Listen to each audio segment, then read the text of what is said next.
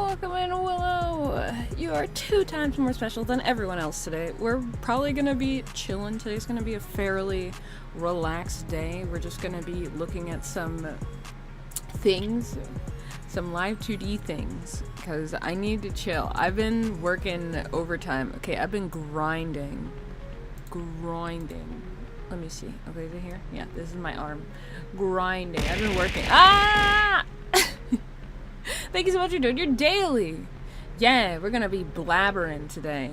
It's blabbering day. Yeah. I also have a second instance of, hold on. Actually, let me... Ah! Thank you so much for doing your daily. Hold on. I have a second instance of, the studio of VTubes open, so that way I can point at things. Now I can point with my pointer. Whoa! Ah! Thank you so much for doing your daily. Hello, monkey. Welcome in. And hello, Zippy. Welcome in. Ah! Thank you so much for doing your daily. Thank you.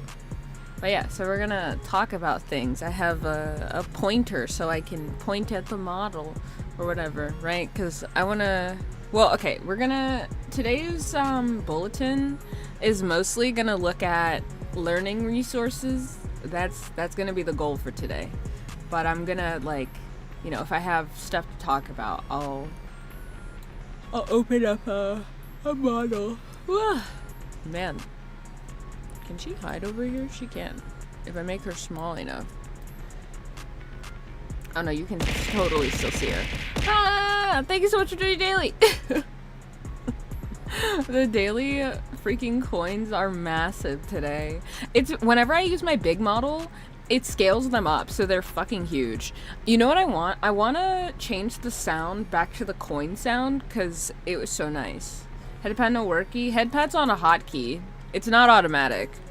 I have, like, almost nothing I have is automatic. Not to mention, I don't have it set up for this model. I have a very scuffed setup because I'm too lazy to actually optimize things, because that would require me to spend time on it, which I do not want to do.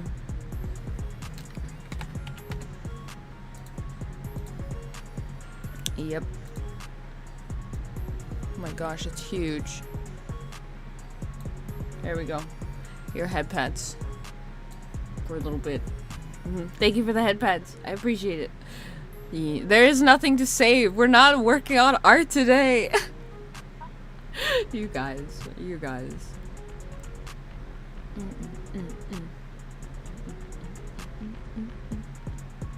But yeah.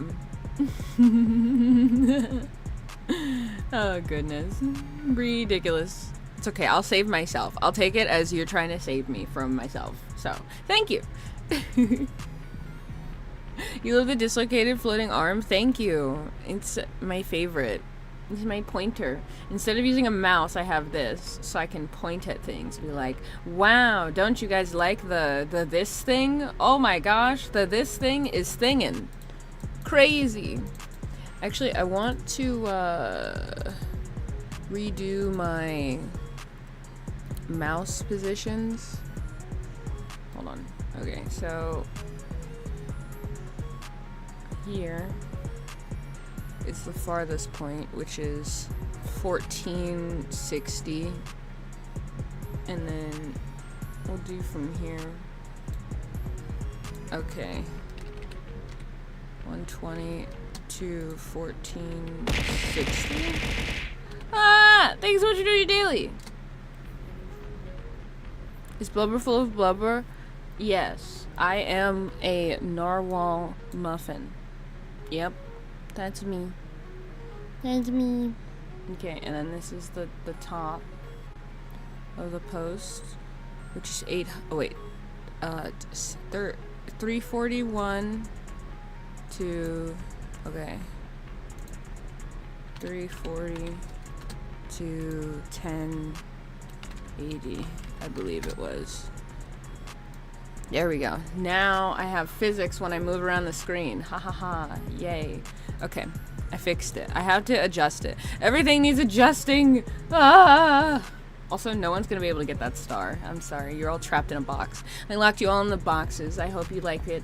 There's no furniture, and you're never getting furniture. But I hope you enjoy. Yeah, my arm is detached. It's so I can point at things, you know? It's okay. It's made of, it's fresh baked this morning, so it's very delicious, and it doesn't hurt at all. I feel no pain. I am but a muffin. I feel no pain. Only the pain of being oh so delicious. It's funny, because if I turn my arm... Hold on. If I turn my arm and just lay it here, it's like I'm resting on the table. Like, wow. Oh my gosh. Oh, is it up and down? Yeah, it's up and down. So weird. So weird. Anyway. I accidentally rotated savory chicken. I'm so sorry. I'm so sorry, lovely bean. Anyhoomst.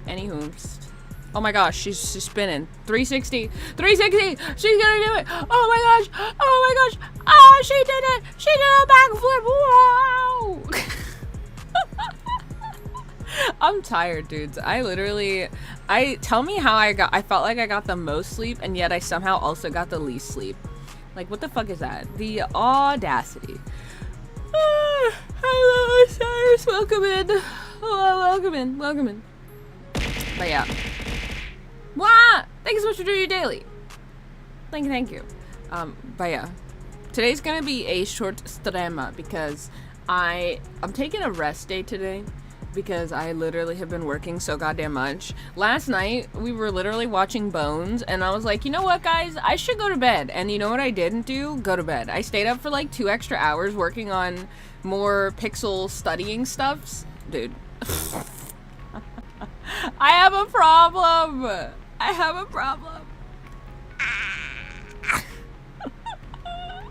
But it's okay. Because, you know, sometimes it takes understanding you have a problem to, I don't know what the saying goes. I have a problem. I haven't done anything about it. Sue me. Don't sue me. I actually shouldn't say that. I should not get in the habit of fucking saying that shit. Because you know what? One day someone might be like, you know what? That muffin girl? Yeah. I'm coming after her. Yep. So, I have gathered 1, 2, 3, 4, 5, 6, 7, 8, 9, 10. I have gathered 10 different learning resource thingies. This is going to be for the next bulletin episode that goes up. And then maybe we can look through some physics and things. I don't know. I have to be careful, though, because I don't want anything spicy, you know, from Twitter to be on there. So, yeah. Oh, my gosh. Oh, let me hydrate, too. I'm thirsty.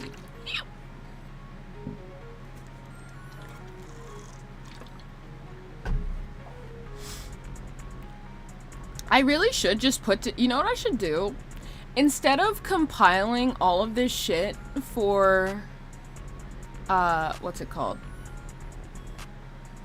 I should make a Notion board that has, like, the images of like, all these different tutorials and stuff. You can't see it yet. Hold on. Maybe I should pre-align these so you can see them. Yeah, let's try that and see how that goes. I'm gonna try something new. I know, new things. Crazy. This one's good.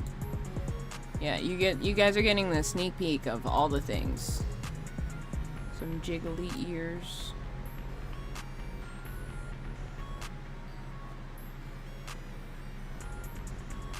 I'll do it like this. That's fine. And then nose, ears. We've got some horn tips from Kieran. Look! Kieran's in the friggin' bulletin! Let's go! I've been trying to find excuses to include more friends in the bulletin, okay? I really have been. I've been, like, scouring. I've been waiting. I've been lying in wait for them to post tutorials and shit. Literally anything that I can throw in here. Because I'm like, these people are so talented and skilled. Which, also, I learned something. This might just be a me thing, but if you want to, like, grow your account as a live 2D rigger, you should try to post a bunch of tutorials. Like, it's like, remember when we were talking, Kimono, about, what's it called? Things you can do, to get better, right? So like making tutorials means that you've learned it enough to freaking do all the stuffs, which is crazy. Anyway, Goria, so cute. I love that they did this little rock art. So cute. Ah! Thank you so much for doing your daily. Jazzo! Howdy. Okay, is this good? Yeah, that's good. Oh, that's fantastic. Perfect. Perfect, it couldn't be any better. Alright, I think we've got all the things. I am gonna turn off the throwing thingy thing for us to record with. Okay. Dismembered arm, are you ready? Yeah, I'm ready. Alright. Let me take off these head pads too. I'm sorry. They've got to go. Ah! Thanks so much for doing your daily. You better get all your dailies out before I turn off the tits. so I could so we can record today's bulletin. We got 10 live 2D tips slash learning files. Not all of them are learning files. Some of them are just tips, but you know, it was an excuse to include my friends and whatnot. So, anywhoomst. Also, welcome in, Thunder. Let's get started. Let's get started. Hello, slimy tentacles. Welcome in. You were looking for the past few wordings while you get work done. Thanks for keeping you company. Oh, of course, Jazz. Heck yeah. I hope you're getting plenty of work done.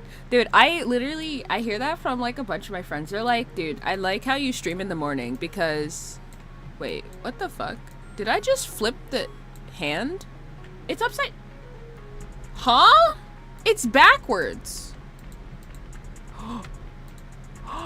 I learned something! Okay, this is a live 2D or VTube Studio thing. If you press Control, Alt, and click, it inverts the, like, object. Like, the model. You know? Oh, hold on. I locked it. But yeah. That's cool. I did not know that. Okay. Cool. We learned a thing. We learned something new, even though we're not even done yet. Welcome in Draco Pirates 1996. Everybody dance. Hey, thank you so much for the follow. Welcome in, my friend. Welcome in. Yeah. Alright, the tits are gone. They're gone now. I'll still probably, like, freak out if you throw stuff, but that you can't see them. Okay, you can't see it, so it's fine. That means it's fine. Okay. Hold on, let me sit properly. Yeah. This is savory chicken. She is extra thick and she has hips. Hold on, I'm gonna make her bigger so you can see. Hold on.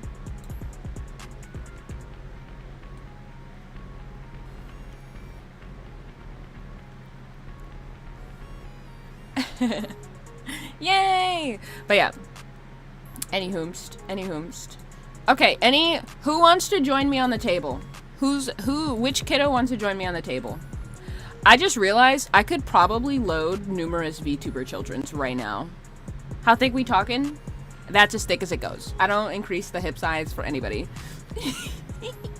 Wait, I really could just start loading you guys on the frickin' table. Oh my god. Can I? I need permission. I can't. I'm not just gonna grab your model and throw you in the video. Like, to just sit there on the table. Comfy. Yee. Hold on.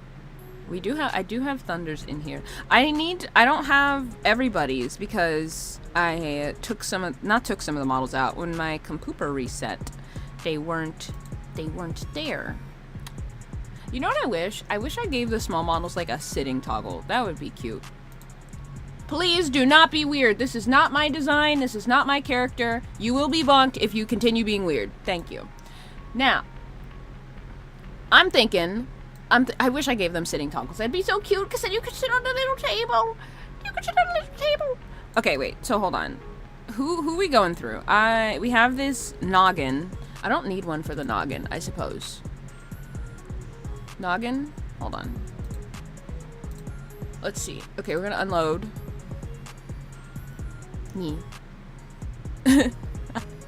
You don't have a model, but can you be on the table? You can be on the table when I make you a model, which will be soon. I'm doing members stuff next week. This week, I want to finish up Wonton's model, because he has a pretty complex toggle. He has a pew pew toggle that I'm working on. It's taking up a lot of brain power. And then I have the raffle winner for this. For last month? Yeah, it's last month's raffle winner. Although, to be fair, that's how I've been doing it, is like, you win that month, I rig your model the next month. So yeah, and then I think that's it. Those are literally the two things I'm doing this week. I was gonna do more, but I've been studying like pixel rigging stuffs, so that's been like occupying a lot of my time and hasn't been going towards models. But I think I finished my studies yesterday, so I'm actually going to what's it called? I'm going to, what the frick? Oh, I'm gonna take some time off of rigging Moogie's model to do some more comms, like to finish up comms and things, because I want to. So yay! Okay. Yee. You're gonna call me to make a Saint Bernard Viking? Oh lordy, this is so cute. Yay! This noggin. This is a learning file, so like people can download it and rig it. Okay, hold on. Let me do my intro. Okay, we gotta let's actually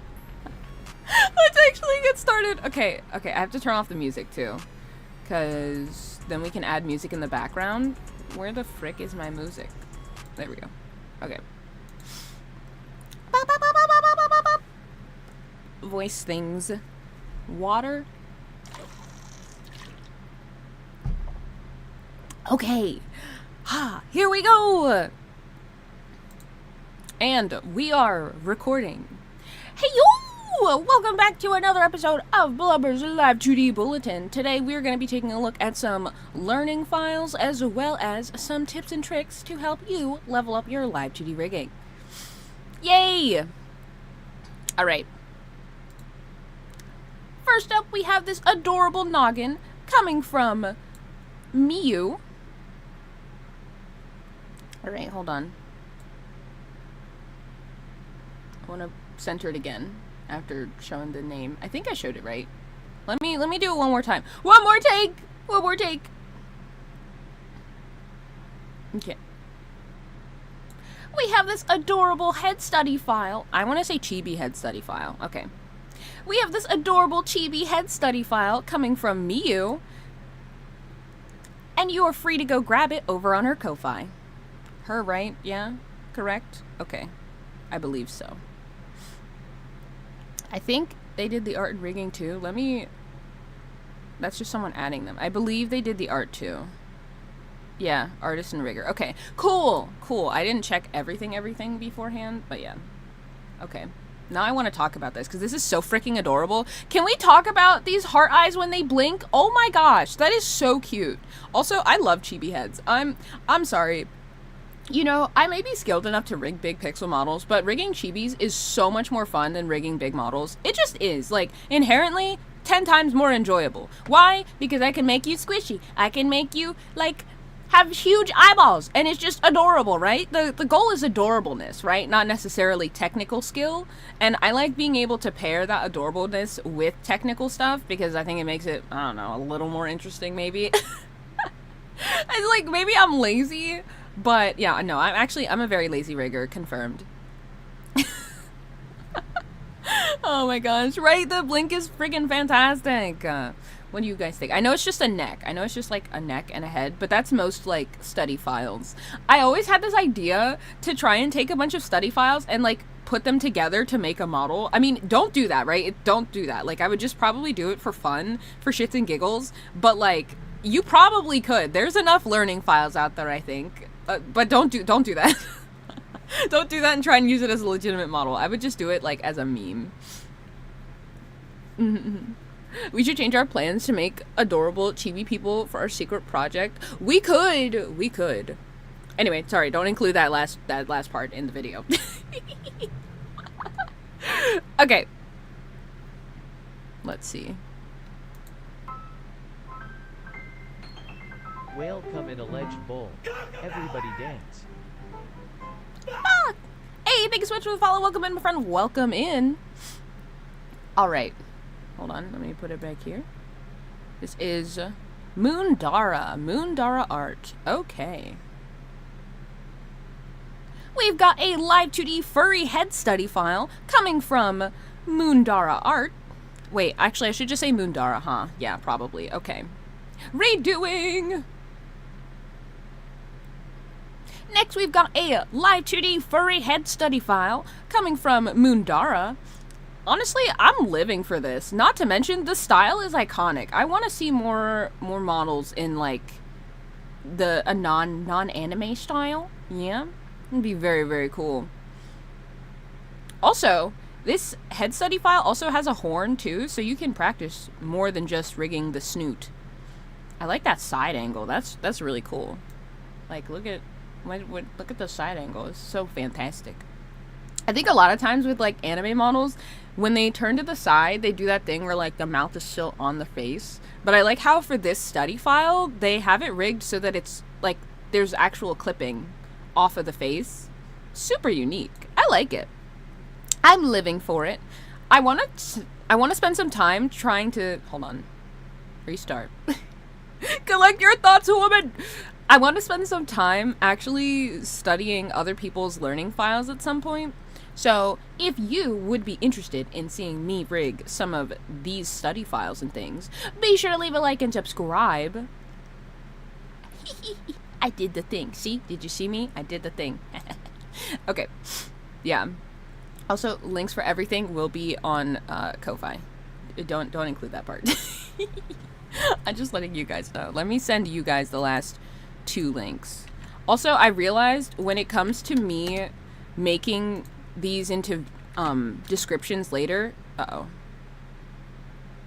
it's way easier if I like send the links at least like 2 at a time, because then I can just grab 2, set them up, and then whatnot. Much easier. Anyway, those are the posts. Be sure to give these a like and bookmark them if you are interested in learning from these files. They are over, I think a lot of them are on Ko-Fi, so also if you don't have a Ko-Fi account, you should make a Ko-Fi account.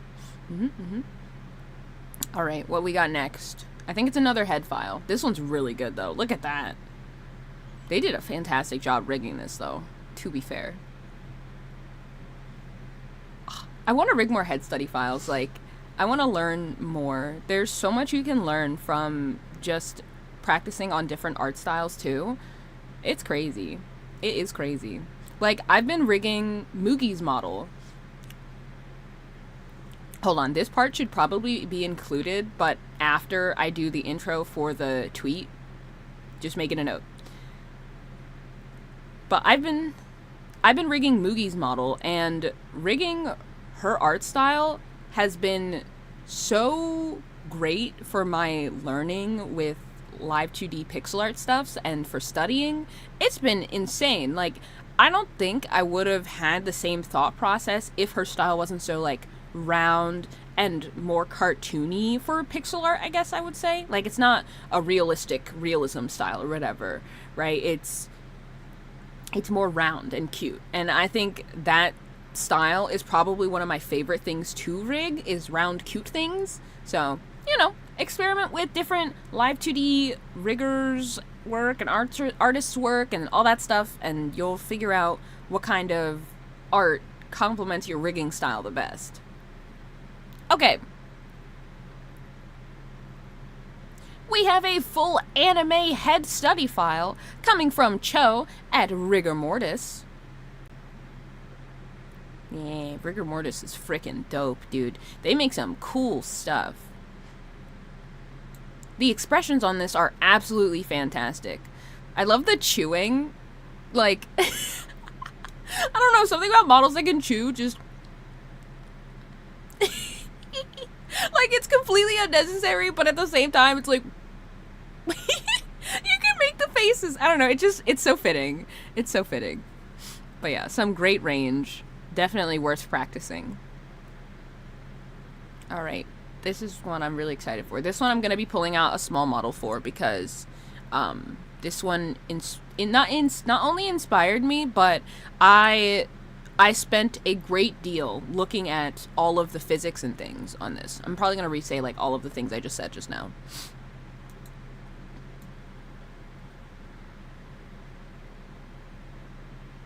Okay.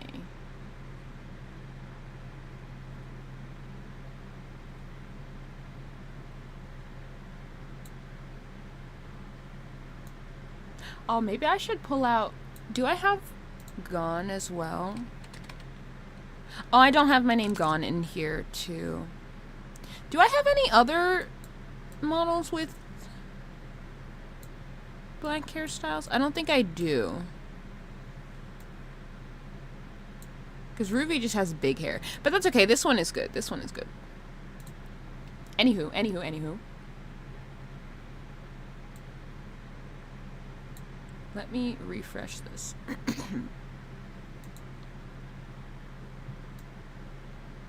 Hello, gamers. It's me. Hold on, let me mute that. Okay. Next we have. Thank you so much for your daily captain. All right. Next we have a live 2D learning resource coming from Love Mura, giving us these Afrocentric hairstyles with physics too, so you can learn how to rig non-anime styled hair. Non-anime styled hair? Sure, whatever. I'm gonna go with it. Fuck it.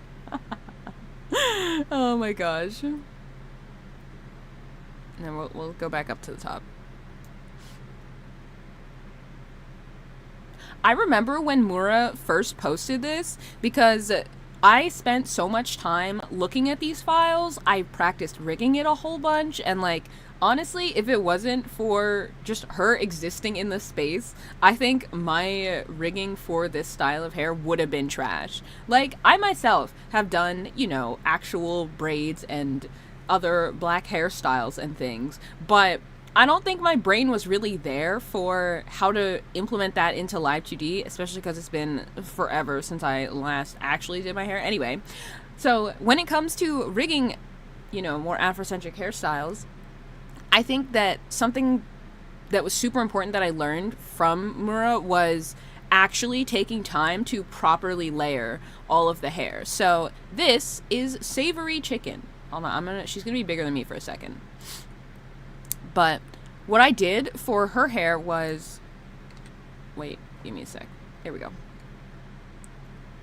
What I did for her hair was I did the art for every single dread independently, and then I just grouped them together in Live 2D. So every single one is independent. I also drew her roots as well as baby hairs, just for an extra added touch. It's literally a bunch of extra work for 2 pixels, but trust me, it was worth it. Because, like, it looks really good. Yeah.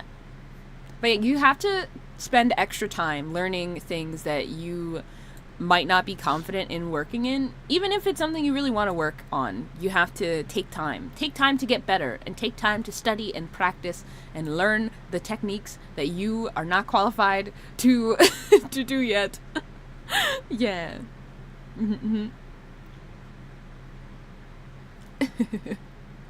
Yeah. Not to be off topic, but my setup for the stream is amazing. Oh, thank you, Captain! Thank you! Yeah, this is, remember when I made this arm set a long time ago? Don't leave, cut this shit out, by the way, I'm ranting now. This is me talking to Tamsy, who's going to be editing this. Hi, Tamsy! Everyone say hi, Tamsy! But yeah, fantastic. But yeah, thank you. And the newsreel thing, yeah, this is like very much inspired by other VTuber news outlet things, right? Where they have like them and their model, and then like whatever the fuck they're talking about over here. But I was like, you know what? I want to have a floating arm, so you know, because I made it, so I'm gonna fucking use it. I'm gonna use this damn thing, okay? But yes, I very much love this study file. This also comes in a pre-rigged format too. So if you want to see how a black creator rigs Afrocentric hairstyles, you can look at that too and then try to rig based on what you've already seen. I think it's great practice to try and rig art based on someone else's work, like, use that as reference, but then try to do it yourself anyway. I think it's very, very important for learning how to actually implement your own techniques and learn from others. Okay, hold on, let me paste the things. Thank you for harassing me. Thank you so much for doing your daily, Moxie. Wow. Oh gosh. Copy. And then is this the other one? Love Murrah. Okay. Those are the links to the tweets. Be sure to bookmark those if you want to use them for Live2D learning studies. And be sure to give them a like, please, because they're some fantastic creators. You should follow them. You should follow literally all of these Live2D riggers. They're fantastic. There's so many Live2D riggers. I spent so much time just scrolling through Live2D tutorials and tips and tricks and stuff. I'm actually going to start grabbing some old ones that are still relevant today, because I feel like a lot of shit gets lost on Twitter. So yeah, like, yeah, you can just go on Twitter and search like Live2D tutorials, but not all of them are fantastic, and some are better than others. That's just how it is. But yeah, there's a lot, and you know, I want to show them off because they help me learn, so I think they can help you guys learn if you want to do Live2D thingy things. Yeah. Okay, what do we got next? Next up is, oh, this is a tears crying toggle from Kuomori. So, before we get into this, okay, you can include this part. Before we get into this, I think it's really cool how in last week's bulletin, we talked about paths, deformation paths for animation, and Kuomori is literally using this for the crying toggle. So, this is why sometimes you just need basic art, like basic shit art, to practice a technique. So that way when you're working with real art or a real model, you can implement it. Oh, I can put Sunday or Savory away. Not me mixing up my children. Oh my gosh. Why did I try to put her in the trash can? That's not how that works. That's not how that works. Wait, hold on. Do I have any kiddos with animation pads? I have Egumin. But Egumins don't wiggle or anything like that. It's just like a simple animation cycle. Okay, that's fine. That's fine. Alright.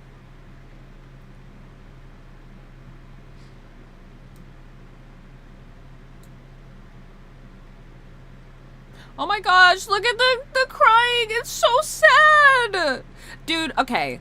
Before we get into this again, I hate crying toggles. Why are you sad? Why are you crying? I don't want to see you sad. I am a sympathetic crier, and thus if I have to rig my children crying, it makes me sad inside, okay? I can't handle it. I can't handle it. Like, why are you sad? Don't be sad. I can't. Note to self, can make Muffin cry via self-cry. Yes, don't do it. I should, you know what I should do? What if I just included my TOS? No crying, no sad toggles. I can't handle it. Like some sad music and it's instant waterworks for you, right? It'd be like that though. Oh my gosh. I can't handle sad toggles. Like, I have to watch you cry. I literally am making you cry. It's not like a case of like, oh, well, you know, you just animate. No, I'm making you cry. I have to draw your fucking tears and put them on your face. I can't handle it. I can't do it. Oh my goodness. I can't, but yeah, it gets me every time. I'm like, but what are they gonna be using this for? Like, are they gonna be sad? Like, even if it's like a fake cry, right? I can't. I can't. All right. Next we have this crying. Oh, wait, hold on. Tutorial. I need to say tutorial because it's not a learning file. Am I actually crying? I'm crying laughing right now because I can't handle this shit. All right. Next we have a tutorial coming from Kuomori showing us how they use crying toggles, how they make crying toggles. Oh my gosh. Words are hard. I need to get an Evan and Caitlin words are hard shirt because I feel like it's so fitting for me. Anyway. Here we have a crying toggle tutorial coming from Kuomori, showcasing how they use path deformation to animate the tears running down the face. They show a step-by-step, oh my gosh, let's pause. They show a step-by-step process of how they make the tears flow. I'm gonna scrub through it a little bit. Yeah. Here's how they showcase the tears coming from either the side of the eyes or the inside of the eyes, and I think that it's really unique. Literally last week we were talking about this, so this is super cool to see. But yeah, it's just big, long deformers. Also, that's a lot of dots. So it seems like on the y-axis of the deformer, there's a lot of, what's it called? The meshes. And then on the X, like side to side here, it's very, very small. I didn't even think about it like that, but yeah, that's important too, because the larger you make these mesh cubes, these little cubes, the more it fucks up your art when it deforms through it. Excuse my French. I mean, it's not French, but you get it. But yeah. Crying toggles. I can't do them. I can't. Also want to talk about, oh my gosh. Dude, look, they even have a second deformer to showcase the, like, tear falling with gravity. That's crazy. I love this so much. Then they even go and animate the eyeballs to have them wibble wobble for the sad eyes. It's just so sad. I can't. Why are you crying? Don't cry. I can't. Anyway, me actually being sad over. No sadness. No sadness, okay? That's one, and then we'll do one more. Okay. Alright. She must get bullied a lot to get this detailed right. You must know dang well you're gonna be crying up a storm if you're getting that level of crying toggle. Alright. Next up. It's coming from Minty. Minty affiliate, I think? Okay. Oh, it's right there. Alright.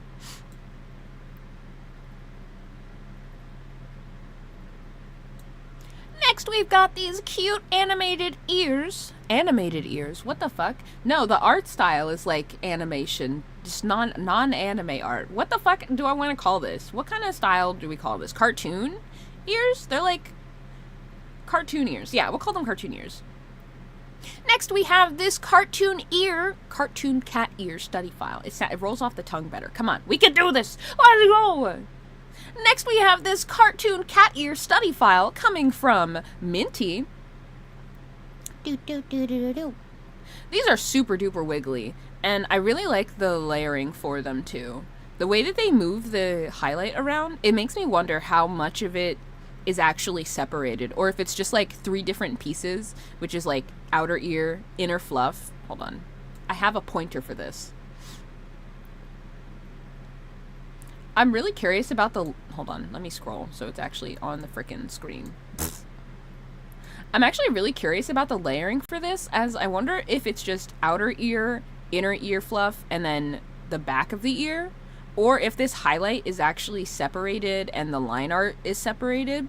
I'll have to check it out and give it a go. But it's super cute, super dynamic, and if you are looking to rig some cat ears, but you're looking for a more anime art style, we also have these cute cat ear study file coming from Kiru.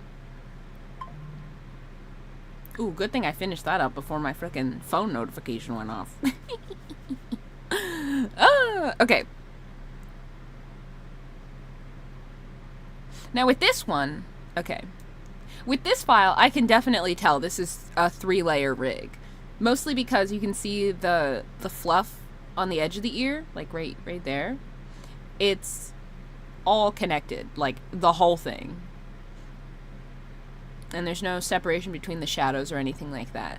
I do, however, wonder if the pink of the ear is a separate layer. But I guess you won't know. You'll have to download the file and find out for yourself, huh? Guess you'll have to download the file. Oh my gosh. By the by, you can just get these ears as well. You can actually just download the ears if you want some cute cat ears drawn by Kiru. They are on their Ko-Fi for what? For what? Not for anything. Hold on, let me say that again. And if you are a VTuber just looking for some cute cat ears that aren't the same as everybody else, you can get these lovely cat ears on their Ko-Fi shop. No, I don't like that. The tone wasn't good. We can do better. Oh my gosh. And if you are a VTuber that's looking to get some cute cat ears, you can get them over on their Ko-Fi shop. Very good, very good. Yay! Alright, I have some to send. So I did not send After Love Mura. So check out Kuomori. Koumori. Did I say Kuomori? Koumori. I said their name wrong, dude. I might need to redo this one. Because I said their name wrong, I think. Koumori. Kou. Yeah. We're gonna redo this. We're gonna redo the beginning of this one. But I'm gonna send these 3 anyway. It happens. It happens. My brain fricks up reading all the dang time. Alright. If you want, uh-oh. What did I do? Did I just reload the tweet? Okay, I did. Alright, there you go. Check out the tweets. Be sure to give them a like. And also, bookmark them if you want to save them for later. And please do follow all of the fantastic artists and riggers showcased in in today's bulletin. Oh my gosh. The brain, it's farting. Okay. Let's redo this one. Next we have a... Wait, hold on. It's not even playing. Okay. Next we have a... Why did I move my arm like a swoop? What the fuck am I doing? What am I doing? I don't even know. Anyway, whatever. Next we have a tutorial for a crying toggle coming from Koumori, showcasing how they rig this very detailed cry that also features path deformations like the ones that were featured from Kibu in last week's bulletin episode. Oh, that was smooth. I remembered all of the words. That's crazy. Look at me go.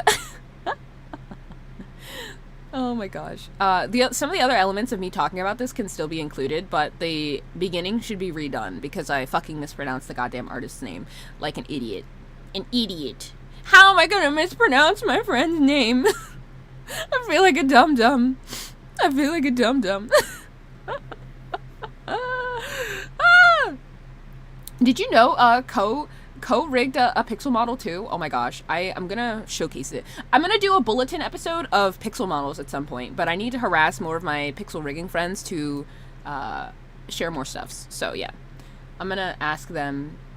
I'm probably gonna ask them if they can like post any pixel rigging tips as like small posts, and then I can include them in like a batch or something. But I don't know. We'll see. Cause there's like, cause I know Mini Sunny did a tutorial for how she made her pixel model, and it's so freaking good. It's so good. I want to include like so many different elements of her process because it's just so awesome. Maybe we can like take a look at it at some point because it's fantastic. You know what I could do? I could do react content. I could react to it because I freaking love it. I love it. And I want to talk about how unique the process was and sorry, my arm's going crazy because I'm excited. But her process inspired me for some of my studies that I've been doing recently, so I really want to take a look at that. Anyway, don't include any of those ramblings. Oh, Tamsy's gonna hate me. Yeah. Was there a reverse model too? It was her second. Her first one was a normal art model just so she could get the hang of rigging, and then her second one was a pixel model. So yes, it was her first pixel model, but her second Live2D model. So it was very, very, very, very cool. I have been loving seeing people's pixel models. It makes me so excited. Honestly, it's crazy because like I'll reach out to like pixel riggers and they'll be like, oh my god, I watched your freaking tutorials, and I'm like, damn, that's crazy. I'm lazy as shit, so it's cool to see other people making big pixel models because I'm so freaking lazy. It's not okay, not only am I lazy, but I'm also a perfectionist, so when I'm not being lazy, I will overwork like crazy.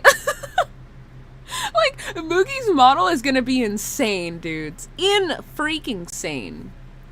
But yeah, I'm super hyped. Super hyped. Super hyped. Super duper duper duper duper hyped. Yeah. Oh my gosh. But yeah, I studied like a bunch of layering stuffs and whatnot, but it was Mini Sunny talking about how she went about separating her art for the frame animation that really made something click in my head for how to just straight up animate in Live2D. It kind of like feels not like it's not relevant, but it totally is. Anyway, I need to continue. Oh my gosh. Also, Kieran is opening rigging comms on April 1st. If you are interested in getting some banger rigging, you should totally check her out. Hello, Johnny, welcome in. Hello, Archie, welcome in. Hello. Anywhoomst. Next file we're looking at here.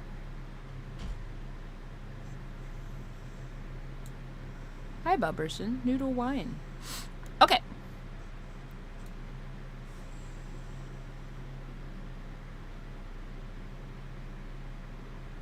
Horn tutorial. Next we have and here we have a horn rigging tutorial. Alright. I'm ready. Here we have a horn rigging tutorial coming. Oh wait, I wanted to stay on here first. Here we have a horn rigging tutorial coming from Kieran. And I think that this is super duper cool as the depth is fantastic. These are gorgeous. So when it comes to making really high depth shapes in Live2D, your meshing, like the base meshing, is so important. Like there is no excuse to not learn how to properly mesh things to rig for depth, right? And I think I say this all the time, where I talk about how you should rig for artistic style rather than depth, because the depth will come in if you're rigging for artistic style anyway. But the only way you can get a combination of the two is if you genuinely do practice rigging depth. Welcome in, everybody dance. Thank you so much for the follow. Welcome in, my friend. Welcome in. What the fuck was I saying? Yeah, it's Kieran. It is.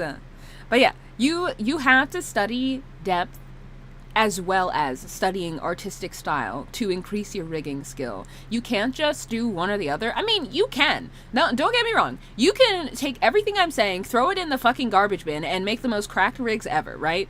That is completely up to you and how you like to learn and process your rigging stuff. But I think when it comes to really just adding the most energy you can to a rig, you want to study depth and art stuffs. Both. Study both. Study both, you improve. Gummy agrees. But yeah. Yes, I found an excuse to include Kieran. I will literally like stalk my friends' pages, be like, okay, what am I doing this week for the bulletin? And then if I can find like some rig that they've done, then I'm like, okay, let's find more rigs that are in a similar vein of thingy thing to include in the showcase. So yeah. Heck yeah. Alright, what do we got? This is a really good one. We've got some Live2D conditional tail physics. I have practiced this once. Hold up, does Luna have it? Not that one. Does Ruby have it? Hold on, let me see.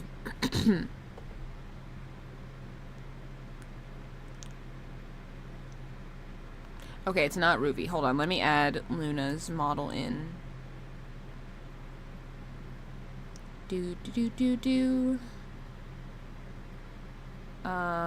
Where the frick?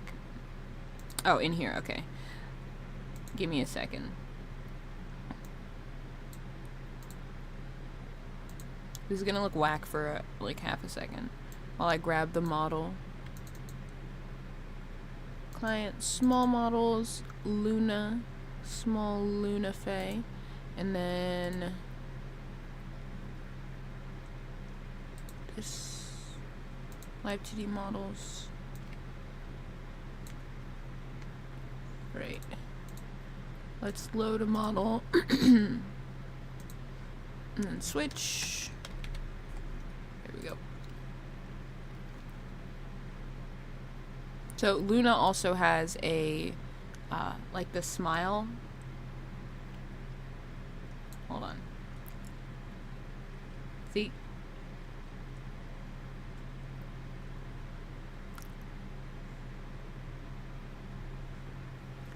But this is the thing.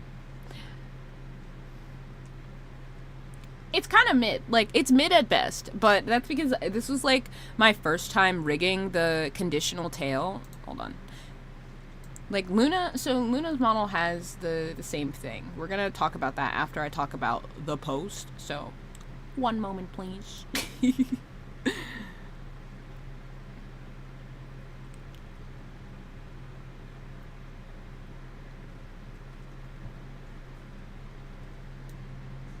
If you were hold on, blah, blah, blah, blah, blah. Words, okay.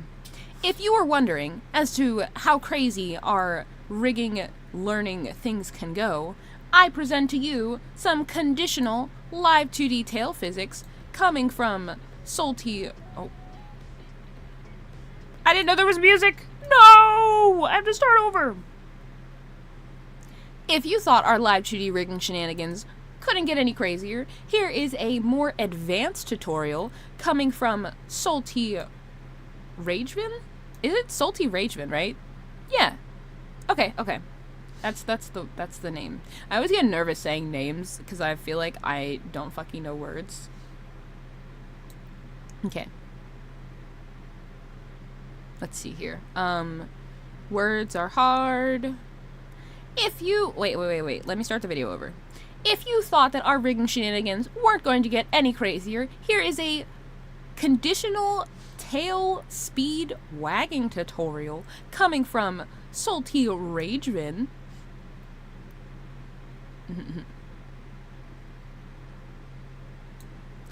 I myself have tried the conditional tail thing, and it was really tough. So this is Luna Faye, and I got to test out the conditional tail wagging on her model.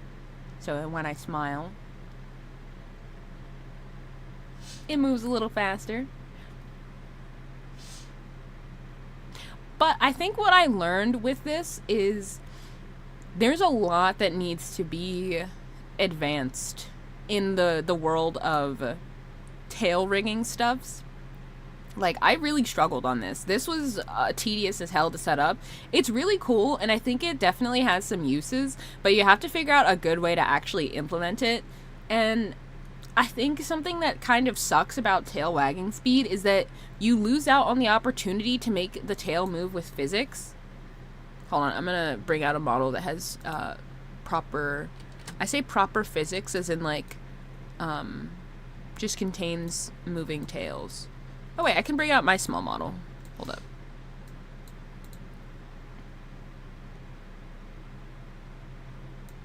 What are you doing with that blanket? Give me that. No comfy for you right now. Can we change the outfit? Thank you. Okay. Oh, and can I have glasses? Okay. Lovely. Wait a minute. Change the outfit back. Now we match. Look, we're matchy-matchy. Oh my gosh. Wow. Oh my gosh. It's so weird seeing them next to each other. Okay. So, what do we got? We got, Let me move over so I'm not smacking myself in the face. Yeah. So with my own small model, I opted for full movement based on head angle X as well as head angle Z. So I have full control over how my tail moves. I thought that this way of moving a tail is way more fun and dynamic, but having a static wiggle that passively makes the tail move is very appealing, especially for VTubers that don't move a lot. Like, not everyone is going to be like, whoa, oh my gosh, that's so crazy, right? Like, not everyone's going to be schmoovin' all the time. So having a passive wag is probably recommended for most VTubers. But you can get way more movement out of not having a passive wag. I think I have tried a few times with combining passive wag with physics, and then I ended up with something like Yenny's tail, where there's a bit of passive wag, where he can wag the end of his tail, but the rest of it is controlled by the breathing parameter.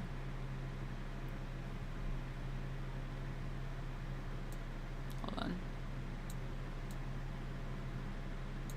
I think my gripe with having animated tails over ones that are fully controlled through head motions is if you want to like make a cute like tail position, you have to time it.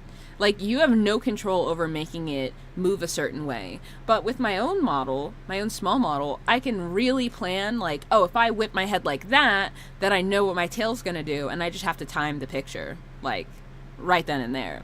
So it's much easier to get like the exact tail formations you want. You lose out on independent movement the more you add animation into things. And it can make it difficult to find a balance between the two. But it's definitely worth studying and practicing. So yeah, if you are interested in learning a more intermediate to advanced technique, I definitely recommend trying to study tails. Tails are a great way to learn many, many things in Live2D. Tail tutorials coming soon. It is, actually. Alright, and we have one more, and then I will post all of these, which I think I posted Kiruse.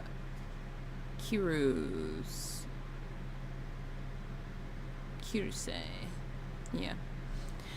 Yippers. Do do do do do do do. Ba ba ba ba. Okay.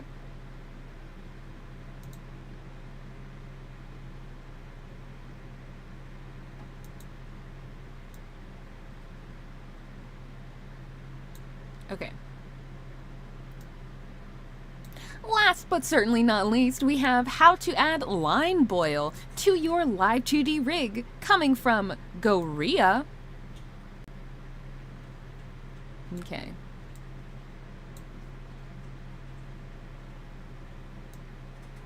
Here they showcase how they set up their line boil on frames. So what they did for the line boiling was they drew their model basically 3 times, and then they create an animation with it that allows them to cycle between all 3 frames of animation.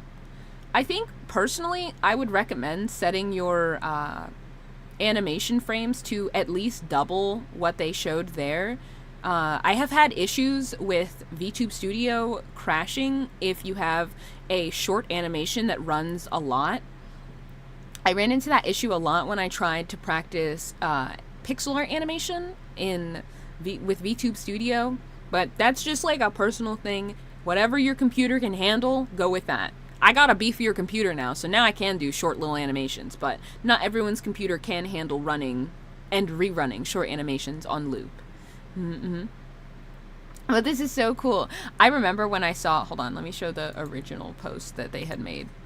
So this is what they originally made with their little character, and look, this is so freaking cute. I love this so much. It's just rock art. rock art. I always wondered how people went through the effort of doing, like, drawing tablets where when you click, it actually touches the object. I think that's so cool and unique. I would love to do something like that. I might have to give it a try. I might test out some line boiling of my own following this very tutorial. So, yeah. Okay.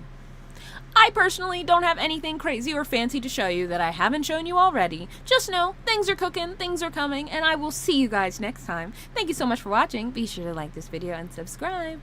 Bye! Yay! We did it! We looked at things! Woo! Alright, let me send the rest of these links. So, please check out Kieran, as well as Salty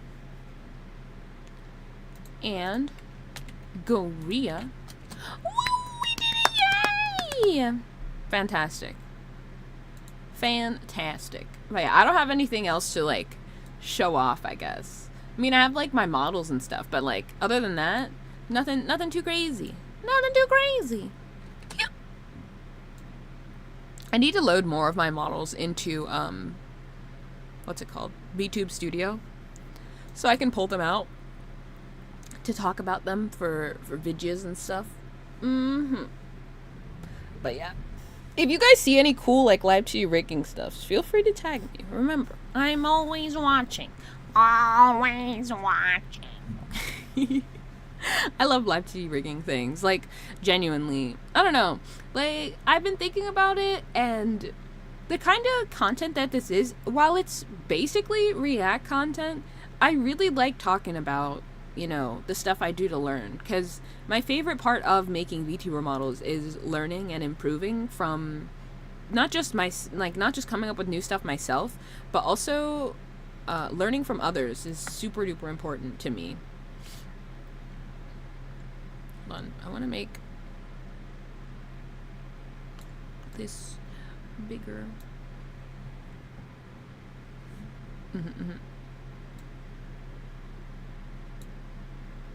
Oh, that goes down.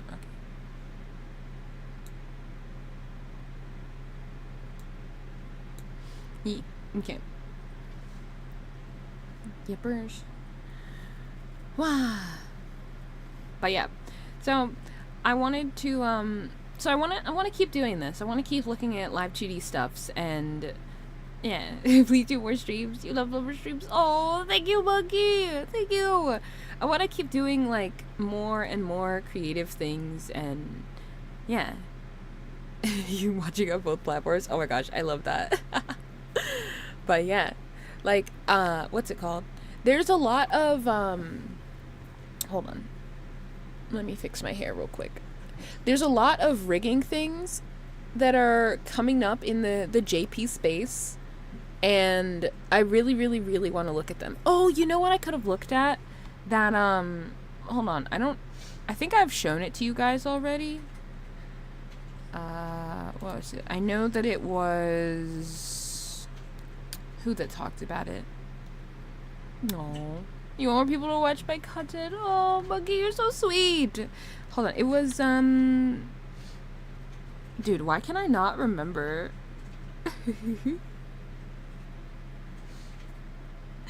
You didn't know I could see? Yes, I can see both of them. I can see both YouTube and Twitch chat.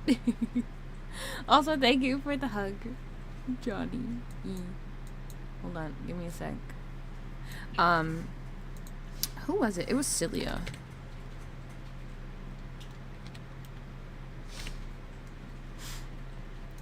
But recently, there was, give me a sec, I gotta find it.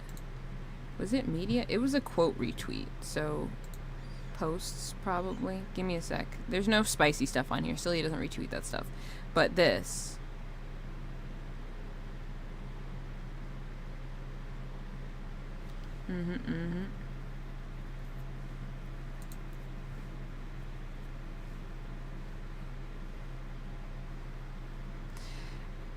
Honestly, I've been thinking about this a lot. Like, this has been living rent-free in my head. Is this crazy head angle? Also, I'm gonna record this segment for a short maybe, while I just rant for a little bit, because I think that this is, like, actually really interesting. This post has genuinely been living rent-free in my head, but I think about it like how a lot of Live2D riggers are complaining, like, oh, this is unrealistic, this is ridiculous, don't ask for this, like, I'm not rigging this, you might as well just get a 3D model. And, like, while that might be true, there's a part of me that also looks at this, like, with my own pixel rigging stuff that I'm working on.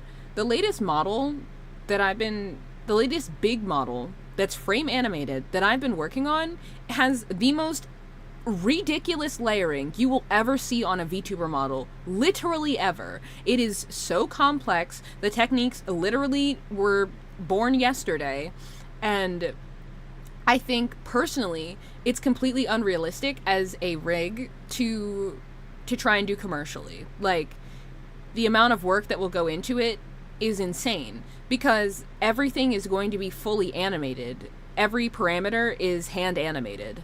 Not just hand rigged, like, it is rigged and animated to be frame perfect, which is going to take so much more time. And, like, I don't think it's worth it, but at the same time, it might not be worth it to, you know, like, as a Live2D rigger, we might not see the worth in doing something like this, but even throughout rigging insane processes and things, there's always something to learn and add. There's always something to learn and add to your workflow, right? Like, this might not be practical, but some of these elements will be. Like, looking up might be dumb, but looking down, that might actually have uses. Imagine how funny it would be if the VTuber is, like, playing a game and then they keep looking at the screen and then down at their controller and they're like, how do I how do press buttons? Or heck, even art streamers. You know how many art streamers, like, their models, we, like, glitch out and look like we're fucking sleeping weird when we look down? You know how much nicer it would be to have an actual not toggle, but have actual head angles where we're looking down and staring at our drawing tablet, where it feels more real? That would be so cool. There are going to be applications for something as crazy as this. I think people just haven't seen it yet. This is going to be an advanced thing that only, I think, advanced riggers or people who are looking to, you know, this is going to sound bad, but people who are looking to seek attention from their rigging will try and rig. But that's what you should do, right? If you want to be known for being a good, skilled Live2D rigger, you're going to try and rig complex techniques and showcase them. That's just, I think that's true for everyone. Okay, ramble done. I don't know if that'll get turned into a short or anything, but is there. But yeah, like, with Mugi's head angle that I did, the level of ridiculousness that this looking up and down is equivalent to a frame animated model tilting its head on head angle Z. That's literally just being able to lean your head side to side. Like, it's ridiculous. It's absurd. And people aren't going to understand the amount of work that goes into super complex Live2D things. They just won't. It's usually something that a lot of, like, skilled Live2D riggers would actually be able to comprehend, if that makes sense. Right? Like, I could explain to you guys how the crazy shit works, but I can't expect you to be like, yes, I understand. Of course. You see, I understand because this very instance, it's, like, very interesting how this moves in that way, because if you organize the deformers in this other blah, blah, blah, blah, blah, blah, blah, blah, right? Like, it's just gonna devolve into, like, the most technical talk ever. And, like, that's not interesting. It's not interesting. I try to keep it fun, you know? Even though I do super complex shit, I try to keep it fun. That's my favorite thing to do. Yeah. But it's fun to study on, and with these kinds of rigging, you might find more new techniques that make other parts of rigging faster or easier as a result of trying new things. And if you're able to make multiple models with the same parameters for rigging, then you can copy and paste things for the basics. Exactly! This will allow people to make new templates and optimize their workflows in ways they'd never thought before. Heck, what if this model even just presents a new way of layering VTuber models? You remember when, hold up, let me find this one, Live2D learning resource. learning asset. Is that what it's called? There's that one. This one. There's one by... Oh, wait, hold on. I know where it is. Bookmarks. Tips. This one. Alright? The boobas are boobily, okay? They're boobin'. But, look at this. This one. Give me the full post, please. So this. This is a booba study file. This is Booba-chan, done by Suika. And the layering on this is fantastic. I'm going to play it. We're going to appreciate the layering, okay? The layering. I will cover the base, the cleavage part. Just look at the top, okay? Just look at the top. Okay? Do me a favor. Just look at the top. Just covering it a little bit. But do you see the way the top shadow goes? Right? The layering. We're looking at the layering, okay? That's why I'm covering, like, most of it, okay? Most of it. But, like, the top of the shadow, when the booba go upwards, that's new. That's, like... Okay, this is from 2023. That's a fairly new technique. Most people just did booba like how mine are layered, which is just a boob and a boob, right? But that's not how you get, like, good depth and stuff. Who else does some... There's a couple other Live2D riggers that do some banger booba layering, but I can't find them. Like, I can't think of them off the rip. But yeah, like, there's layering stuffs to be learned from complex, crazy stuff, you know? In all seriousness, yeah, that does look extremely detailed, right? Like, yeah, we're looking at some booba, but we're also appreciating the work that went into making the booba look this good, okay? Booba don't just come out looking this good like nothing. Like it's nothing. It takes work and time and practice, and so we can learn a lot from a lot of creators that quite literally have already spent years working on these things, right? Like, it's just how it is. What was it? With, Celia's rig of... Let me see if I can find it on her YouTube. Give me a moment. Do we have clients? Where'nst is this one?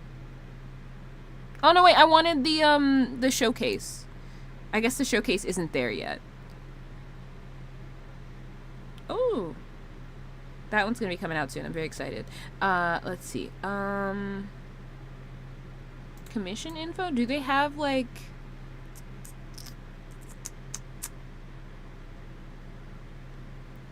I want to see their showcases. Finish rigging commissions?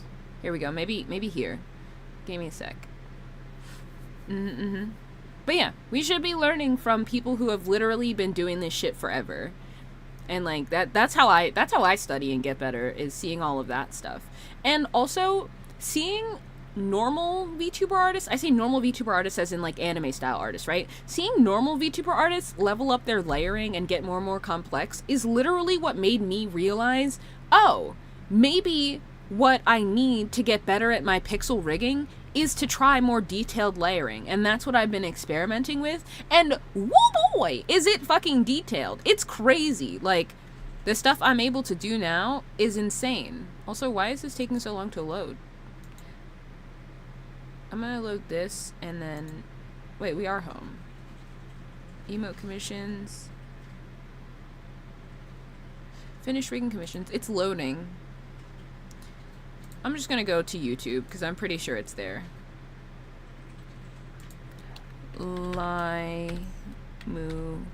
Malicious showcase. Model showcase. This. Yeah, dude, why did this take so long to load? Anyhoomst. Limu. Turn the audio off. But this. Hold on. Let me make it in a size you can see. Give me a sec. Pause the video.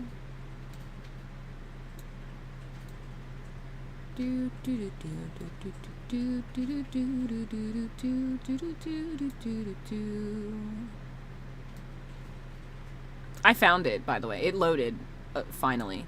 Hold on, wait. Let me scrub through and see if it's still good. Like, the sizing is good.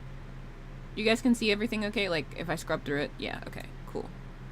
But this is a rig.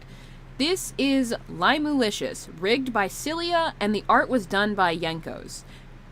This model is fantastic. Honestly, there was a part of me that was hard considering saving up for a Yenkos model, for like a big Blabber model, but I know who I want to work with for a big Blabber model. I've already decided who my big VTuber mama will be well into the future. But yeah, this model is fantastic. So this is Limu. The layering is stunning. So what Yenkos did for the layering, even in the hair, I'll talk about it when we see it, but it's so good. Hold on, that's like a good example. Right here, so we can see the full hair. Let me use my arm. So we can see the full hair, right? The layering is set up where there's the art, like the coloring on top, and then there's a layer underneath that is, the outline. So for each chunk that is this center bang, I think there's 3 or 4 different chunks. But when they move around, the line art is hidden, so that way it's just silhouetted, right? The line art just kind of silhouettes the actual hair piece itself, rather than having a bunch of like really big harsh lines all over the place. It'd be like how if on my hair, when I moved, like these lines disappeared. It'd be the same kind of thing. But this looks so smooth and clean because of the detailing that went into the layering alone. So like art for models is leveling up just as much as rigging is. But I will let it play. I'll play the rest of it. I'm also gonna post the link in chat, because this is really good.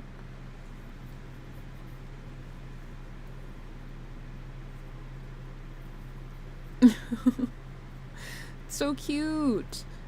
And the dance. Oh, it's lagging a little bit. I'm sorry. I don't know why it's lagging. It's better now. This has full body. It also has V-Bridger.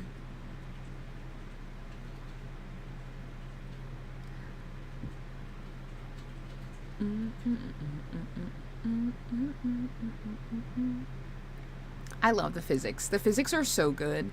These physics, they feel like the physics of a chibi model, but on a full body model, which gives it so much energy and bounciness, and I just love it so much. Like, I just want to squeeze her. She just looks so cute.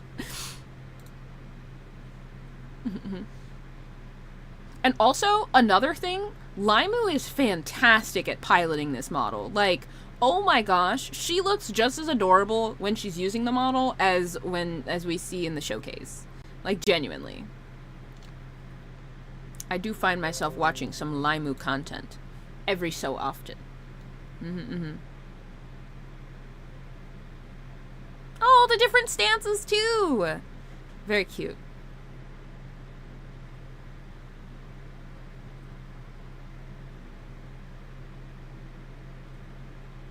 I love the way that Cilia rigs skirts. They're so good.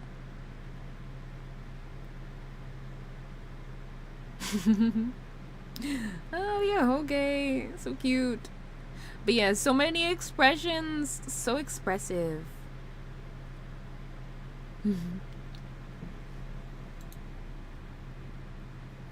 I'm sorry, I missed some of chat. Let me catch up.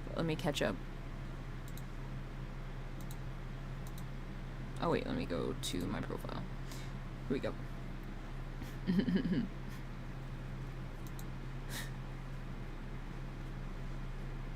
Although it looks like an absolute rigging nightmare for you, plus the fact that you hate rigging, it be like that. 1 pixel per layer. Dude, it literally is that.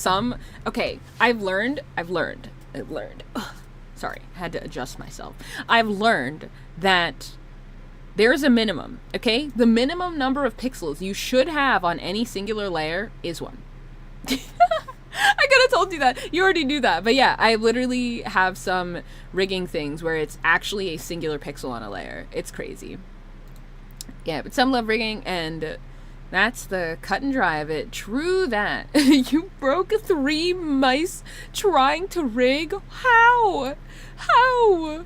Oh my gosh. Personally, you're a fan of your knocked knees, but you know it's a big thing in anime. What? I'm confused. What did I miss? Wait, what? Is it the way that the legs go? Are you talking about that? Let me see if there's any cool stuffs in Live2D. I have to. Oh, what's it called? Where is the? There should be a thing that lets me. Oh, bulletin. There we go. Lets me turn it off so I can scroll, and then I can show you guys some stuffs. Pokani finished a rig! It's so cute! We're going to look at it right now.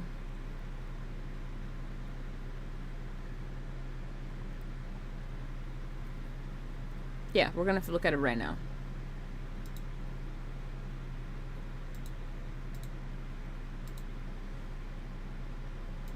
Is it this one? No, it's this one. Okay. This is a rig from Mr. Pokani. Also, Pokani's been cooking. Pokani's been working on their model from Mugi, and it's so fucking good.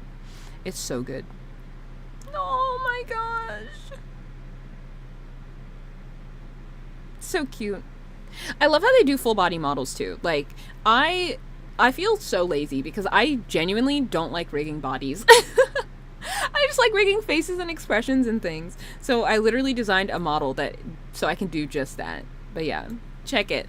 Check it out. Super cute. I love Pokani's work. Oh my gosh. It's so good. It gives me like voxel vibes. Like Pokani's model style, I love it so much. I could not, like, genuinely could not give it enough praise.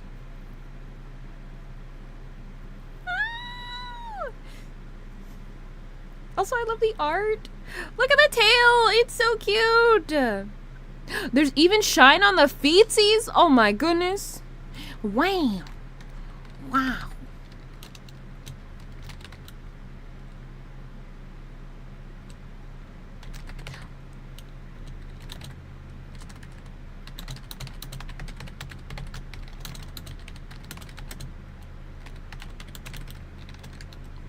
Sorry, I'm writing a comment right now. But yeah. Oh my gosh. Basically, you attempt rigging, waste like 2 hours trying to implement the motion physics, accidentally fuck up the entire system, get pissed and slam your mouse against the table, get a beer, and then not try rigging again for like 2 weeks. Oh my gosh. It be like that sometimes. Dude, learning Live2D is a freaking headache. Ooh, Freyren. Does that mean is there a new episode or something? I don't know anything. I don't know nothing. I don't know nothing. Also, I need to leave these open so that way I can actually just use them later. But anyway, that's kind of all for the bulletin. I don't really have a whole lot more other than that. You think Fruen is usually Fridays? Today's dungeon meshy?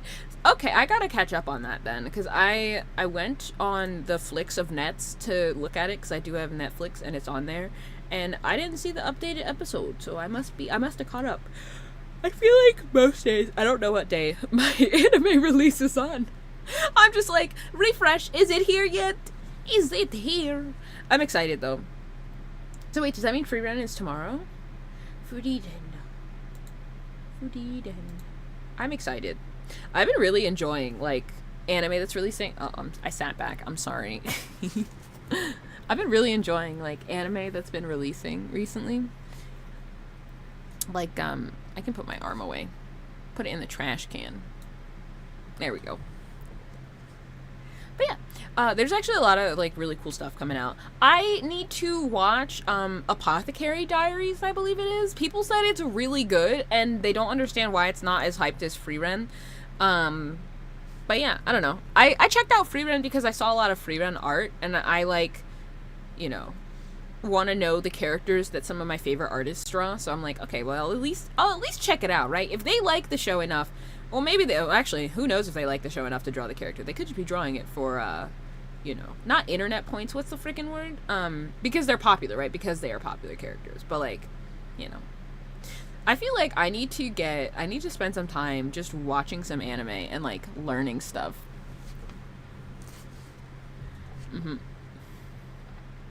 You don't think you've watched any recent animes that piqued your interest? Only exception being Mashal, Magic and Muscles, because that one's an absolute shitpost. Yeah, I like Mashal. I've been enjoying it. I will say, I'm not gonna spoil anything, but the last episode was kind of shit. Those fight scenes were ass. I hate those bad guys so much. And the fight scenes weren't ass because of the heroes. The fight scenes were literally bad because the villains were trash. Like, what makes a good fight scene in anime is having good villains for the people to fight. They were like not even remotely on the same level. I mean, and I'm not talking about all the fights in that episode, just many of them. I will just say numerous. Ah! Thanks so much for doing your daily. Also, I forgot to turn the throwing system back on. There we go. Now it's on. So now you'll see the giant things flying at me. But yeah. Yeah. Like, even if it's a shitpost, right? Like, I still want the fight scenes to be enjoyable to watch, but like the villains were getting on my nerves. Like, they were doing that fucking thing. You know the trope where the villain explains their entire plan before they get their ass beat? Yeah, they were doing that, but in a not entertaining way. Like, it's like Doofenshmirtz from Phineas and Ferb. He would always explain his entire plot and then Perry would kick his ass. And like, that's fine, right? We get the gimmick, we get the joke, and Doofenshmirtz isn't a good villain, but still. Like, I don't know, it just was annoying that they would like over explain stuff all the time. Like, what are you doing? Stop, get some help. Also, the 100 Girlfriends anime, that one was surprisingly funny and good. I haven't checked that one out. Maybe I will. I say maybe I will, like, I'll have time. I'm literally binge watching Bones with Monkey. Like, my watch time is quite occupied today. Also, Monkey says I'm not allowed to work on stuff, and I blame Monkey for me not working today. I'm kidding. I'm not working on stuff because my hands hurt, and I can't see very well. I'm waiting on new contacts to arrive, so I might have to try and change my contacts today. But I'm waiting on new contacts to arrive, and my hands hurt. I know that my hands need a break because I will be clicking and dragging layers and stuff, and my, like, hand will give out. Like, I'll drop the layers before I plan to. I don't know. It sounds super depressing, but anyway, I'm fine. I just need to rest for a day and let my hands chill because I've been working like 10 plus hours a day or whatever the heck. I don't even know. I haven't been keeping track, which I need to. But yeah, so my hands need a break. It's just I do. It's quite humorous, despite the title sounding like shit. You are not allowed to work today after stream. Yes, no workies. No workies. The only thing I will do is I need to send my footage to Tams for editing. Yeah. Just simple edits that compiles everything. Nothing too crazy. Nothing too crazy. And some music.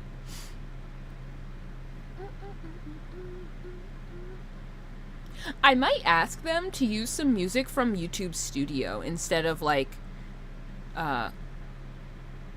some other places, because I've found some music in YouTube Studio that I kind of like, that I really want to what's it called, I want to use in my videos, but I don't know. I'll have to ask Tam's opinion on that. But yeah. I had fun like doing the bulletin and whatnot. I think, oh my gosh, I think I'm gonna, when I get to a point where I am working on a consistent schedule and incorporating taking a day off every Sunday, because Sunday is supposed to be my days off, but I've been grinding. I don't even know what day of the week it is. No, it's Wednesday. It's Tuesday? Thursday. It's Thursday. I know what day of the week it is. It's Thursday. But yeah, hold on. I want to change into small.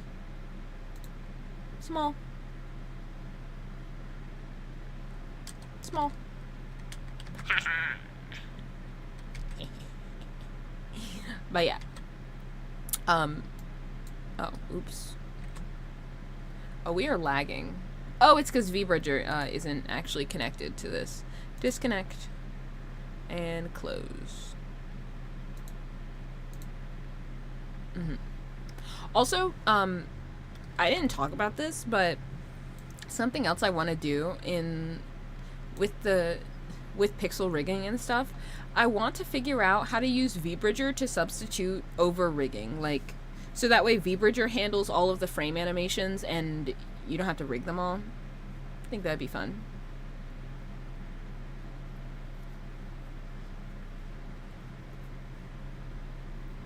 Hello, no day, welcome in. Also, Mashal is quite easy to follow lore-wise because it's literally just guy with subpar social skills Chuck Norris is his way through the magical academy. Yeah, I mean, well, not really that. Realistically, it's normal people shouldn't exist in the world anymore because of speciesism and magicism, and so they decide to eliminate all of the normal human people because why the fuck would they have normal human people when they have magic? So yeah, they tried to literally cleanse the population. Also, tell me why they keep trying to make it seem like, oh, Mash is doing this to protect his friends. And in my head, I'm like, you do realize in the beginning of the show, they literally say, if you don't become, like, the divine visionary, we're going to kill you. Like, it's not a choice. Like, Mash has to do all of these things because it's either that or death. Or at least, I mean, they'll try to kill him, right? I still think he's, like, super strong anyway, so, like, he'd be fine. Or he'd be able to run away faster than they could catch him. Literally. But yeah, no, he's not doing these out of, oh, he wants to save his friends, protect his friends, yada yada yada. Like, you also have to remember, he will die if he doesn't do the things. So if he doesn't do the things, he's going to die. It's not like, oh, well, he's a nice guy. He is a nice guy. He's a great guy. He's fantastic and lovely and wonderful. He also has his life on the line, and I think that should not be forgotten. Yeah, this guy's on cloud 9 99% of the time. Dude, he will literally be facing off a like super strong opponent, and then he'll whip out a cream puff and eat it, like, just because. Just because he's hungry. Gotta refill those calories, you know. He thought it was to save his dad because dude was like, I know I can't kill you, but I can kill your dad. Oh no, I'm pretty sure they both would try to, they would both be executed, to be fair. One for harboring a human, and the other, harboring a human for so long, and the other for literally just being a normal human, a non-magic human. So yeah, they'd both be in trouble. Both of them. He's protecting his dad and himself. Like, because he would have to go on the run if he did choose to rebel. Right? So, even still, like, he can't just murder the whole world, right? Like, that would be ridiculous. Because he wants to live in, he doesn't want to live in, like, chaos or anything. That's, like, very not MASH.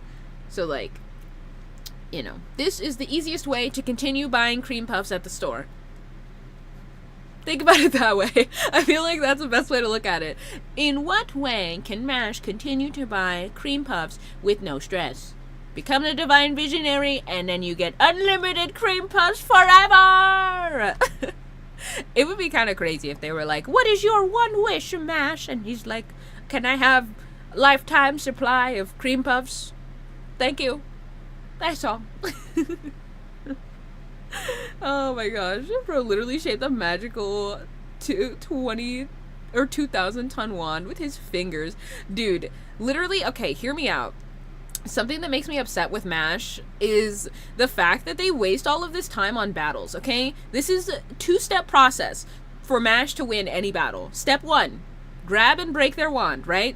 Break their wand, they're gonna be a little confused, right? They can still cast magic, probably without the wand to some degree. And then step 2, break their back. Okay, what the fuck are they gonna do with a broken spine? There you go, MASH wins. All of these fights are so drawn out. He literally moves faster than the speed of fucking sound, and they want to act like he can't just win every fight in, like, one punch. Okay, I get it, they're trying to make him different than One Punch Man, right? But, like, MASH is cracked, and these people, they can't. They're not on his level. They're not. They're just not.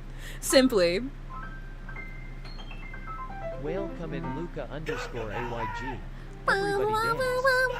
Hey, thanks so much for the follow. Welcome in, my friend. Also, that voice was gummy. He's huge. I'm gonna put him away, though. He's blocking you guys up there. But yeah, it's crazy. He would wish for infinite creep ups. He would! He totally freaking would. It's been a few weeks since you were awake right now. Wait, what time is it for you? I know we are in vastly different time zones. I feel like so many of my friends are in like completely different time zones. I literally made the choice to stream in the morning because it's like the time I know most of my friends are awake. So it's like early as heck for me, but like most of my friends are awake right now. Or at least, but like by this time they're probably either going to bed or asleep, I think. Or no, they're probably eating like dinner on this time. If you're like in somewhere in Europe, Eurasia, in that area, the other big continent, yeah, if you're over there, it's like dinner time, I think. But yeah. I mean, if he just one punches everyone, the whole anime would be done in like half a season. For real. I will say, it's 5 p.m. Oh, fucking daylight savings time, god damn it. Making my math all wrong. Ridiculous. It's 11 in the morning right now. You just have a habit of working on stuff at night. Oh, so wait, we are in a similar time zone. You're just a night owl. Yeah. Dang it! How are you gonna do me like that? No, I'm kidding. It's fine. But yeah, that's true. I think something I really like about MASH is how, like, him just being him affects people, because I love how it's always the case of people are reading too much into MASH. Like, MASH isn't doing anything inherently different or unique or inspiring. Well, no, I mean, he's inspiring, right? But he's not, like, intentionally doing anything. He just is affecting people, and it's so funny. I love it. It's like, he's as inspirational as Naruto without having to do, like, any of the work. It's fantastic. Like, any of the work to, like, motivate people or whatever. It's so good. You think something woke you up? Either all the Discord pings or your fam in the other room. Hey man, if it's the Discord pings, it's not me. It's not my fault, I swear. Oh my gosh. But it was literally some guy that got blessed by the power of our Lord and Savior, Chuck Norris. Facts. Freaking facts. I love how his story is the fact that he worked out so much that he's just like super fucking strong. Like, not, because then you can't be like, oh, well, MASH was just handed everything to him. No, he just grinded so hard that he, like, is stronger than anyone could possibly fathom, and I love that. He has the work ethic, like, he literally is the definition of having a grind set, okay? MASH has the craziest grind set. His talk no jutsu became magic no muscles. I love how he, whenever he'll like attack people, he'll be like bicep magic. So fucking good. Dude, he totally could have passed it off as like muscle magic too. If he was like, yeah, I invented a new kind of magic. Muscle magic. And then people are like, wow, his muscle magic is fantastic. Kakoi. Like, oh my gosh.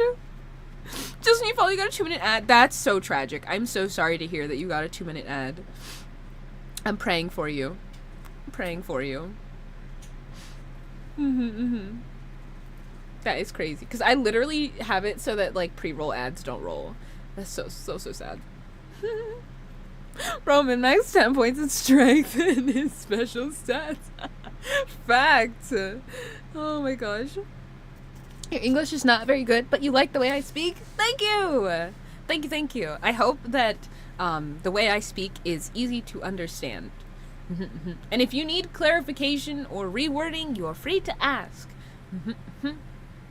I have a good number of friends who English is not their first language, so I totally get it. Your friend told you about that show, so you watched it. He told you he wasn't the brightest, but you were expecting the series to start via him ripping oh, you weren't expecting the series to start via him ripping off a door and failing the shape hole test. Oh my gosh. My dad always told me I was never good at the shape game growing up, so honestly I don't blame MASH for not being able to put the door back on correctly. Also you would have thought that instead of a door, they just get like those the beads in the doorway. Just put that instead. That'll work. It's a MASH-proof door, okay? Unless he like hits the beads with such force that they fire like bullets, I think it'll be fine. I don't know why they kept getting a door. You know? At that point, you know it's going to be destroyed at least twice a week. At least. At least. Oh man, but MASH is very fun. I think for being a super strong OP character anime, it's really fun. It's really funny too. I have a gripe about MASH. I don't like the girl character. What the fuck is she even there for? To be like, oh, I love MASH. Like, ma'am, you are contributing literally nothing. Nothing at all to the show. Why are you here? You could have been replaced with literally another male character, and that would have been more enjoyable. Okay? Like, why? Why? She's not even in the latest episodes because she's so fucking useless. You know what would have been nice is if, like, she also was cracked, but, like, super duper shy, right? So she's like, oh yeah, I'm really broken, and I can destroy everything with a sneeze. But then, you know, she doesn't ever use her abilities. That would have been a more appealing character than literally a character that is useless and just fawns over the main character. Ridiculous. In fact, I'm one of the few English speakers who understand almost everything I say. Yay! I'm glad. I am glad. I did a lot of work. I've worked a lot on my speech and patterns and all of that jazz, so I'm glad you can understand. Dudo Spaghetti, welcome in! Hello! Honestly, you had no idea she was even there until you saw the opening of season 2. So she basically, I mean, to be fair, she kind of is annoying. Speaking of, you kind of missed his dad after he just kind of disappeared after a few episodes in. Right? Dude, his dad is such a wholesome sweetheart. I think, well, we do get to see his dad again when MASH brings his friends to meet his dad at some point. So that's a really cool episode, because then you get to see him again then. So, yeah, I mean, it's a little bit of a spoiler, but I didn't spoil anything that happens or anything they talk about, so, like, it's okay. Well, I guess the only thing it would spoil is that MASH lives long enough to see his dad again. There you go. Which isn't really a spoiler, I guess, considering his dad's in the opening. It's in the opening. Oh my gosh. Not gonna lie, in the beginning, I think in the first season, I constantly worried that, like, if someone was after MASH, they would try to go after his dad. Like, I thought that was gonna be some kind of plot or something. By the way, I haven't read the manga or anything, so I only know stuff based on the anime. But yeah, very much enjoyed MASH. So good. You're a native English speaker, and you still can't say things coherently sometimes? Honestly, same. Same. Me recording my bulletin today was like, okay, hold on, we gotta re-say that because it doesn't make sense. It doesn't roll off the tongue. It doesn't. I said the name wrong. We gotta rework it. But yeah, lots of that. Lots and lots of that. Your brain is like a logic gate flipping on and off repeatedly. Same. Sometimes I feel like I can explain stuff super well and talk about stuff super well, and then other times I feel like I don't understand squat. I don't understand a lick of what anyone said. Like, I feel like what is it? Sometimes my brain will just go empty. Like, I'll just space out and be like, wait, I need you to repeat everything you just said because I processed literally nothing. Literally nothing. Yep, exactly. That's how it is sometimes. Oh my gosh. It is crazy. So something I want to talk about. This is kind of like personal content update things, but I'm going to be making a new style of showcases for my small models somewhat soon. I'm very excited.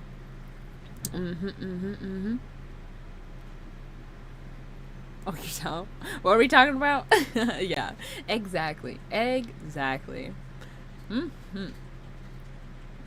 burritos.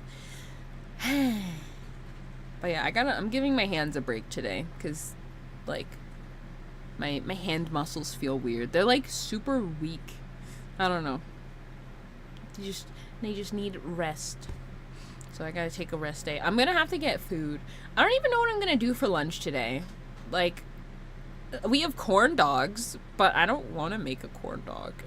I kind of want rice. But, like, what do you pair rice with?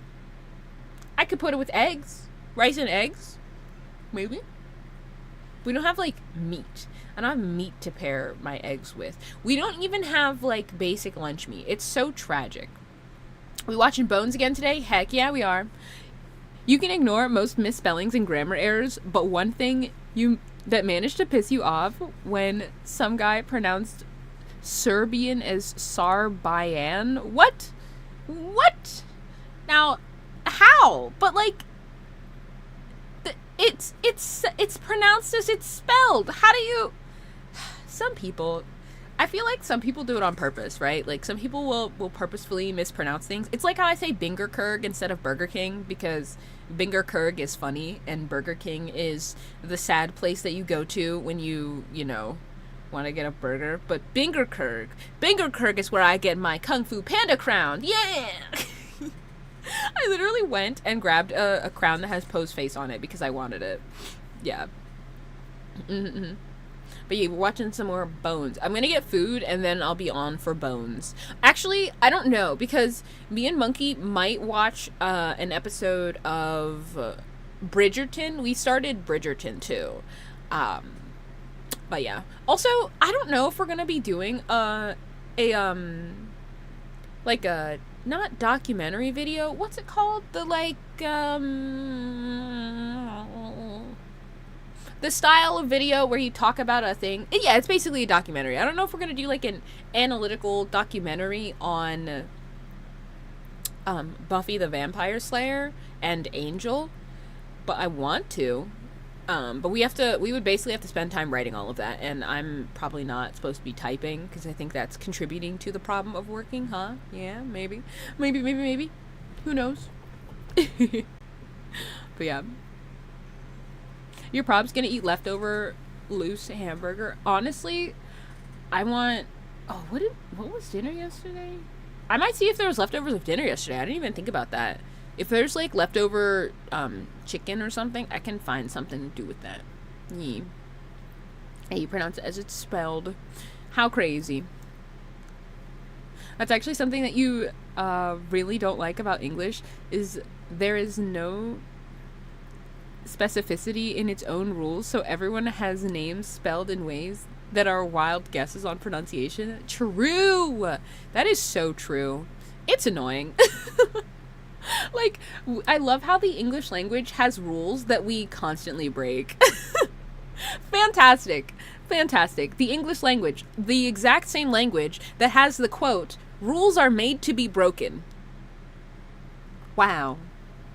Ahead of its time. Oh my goodness. You remember when you started learning English and you thought that how and who meant the same thing because they sounded the same? Honestly, that's so fair.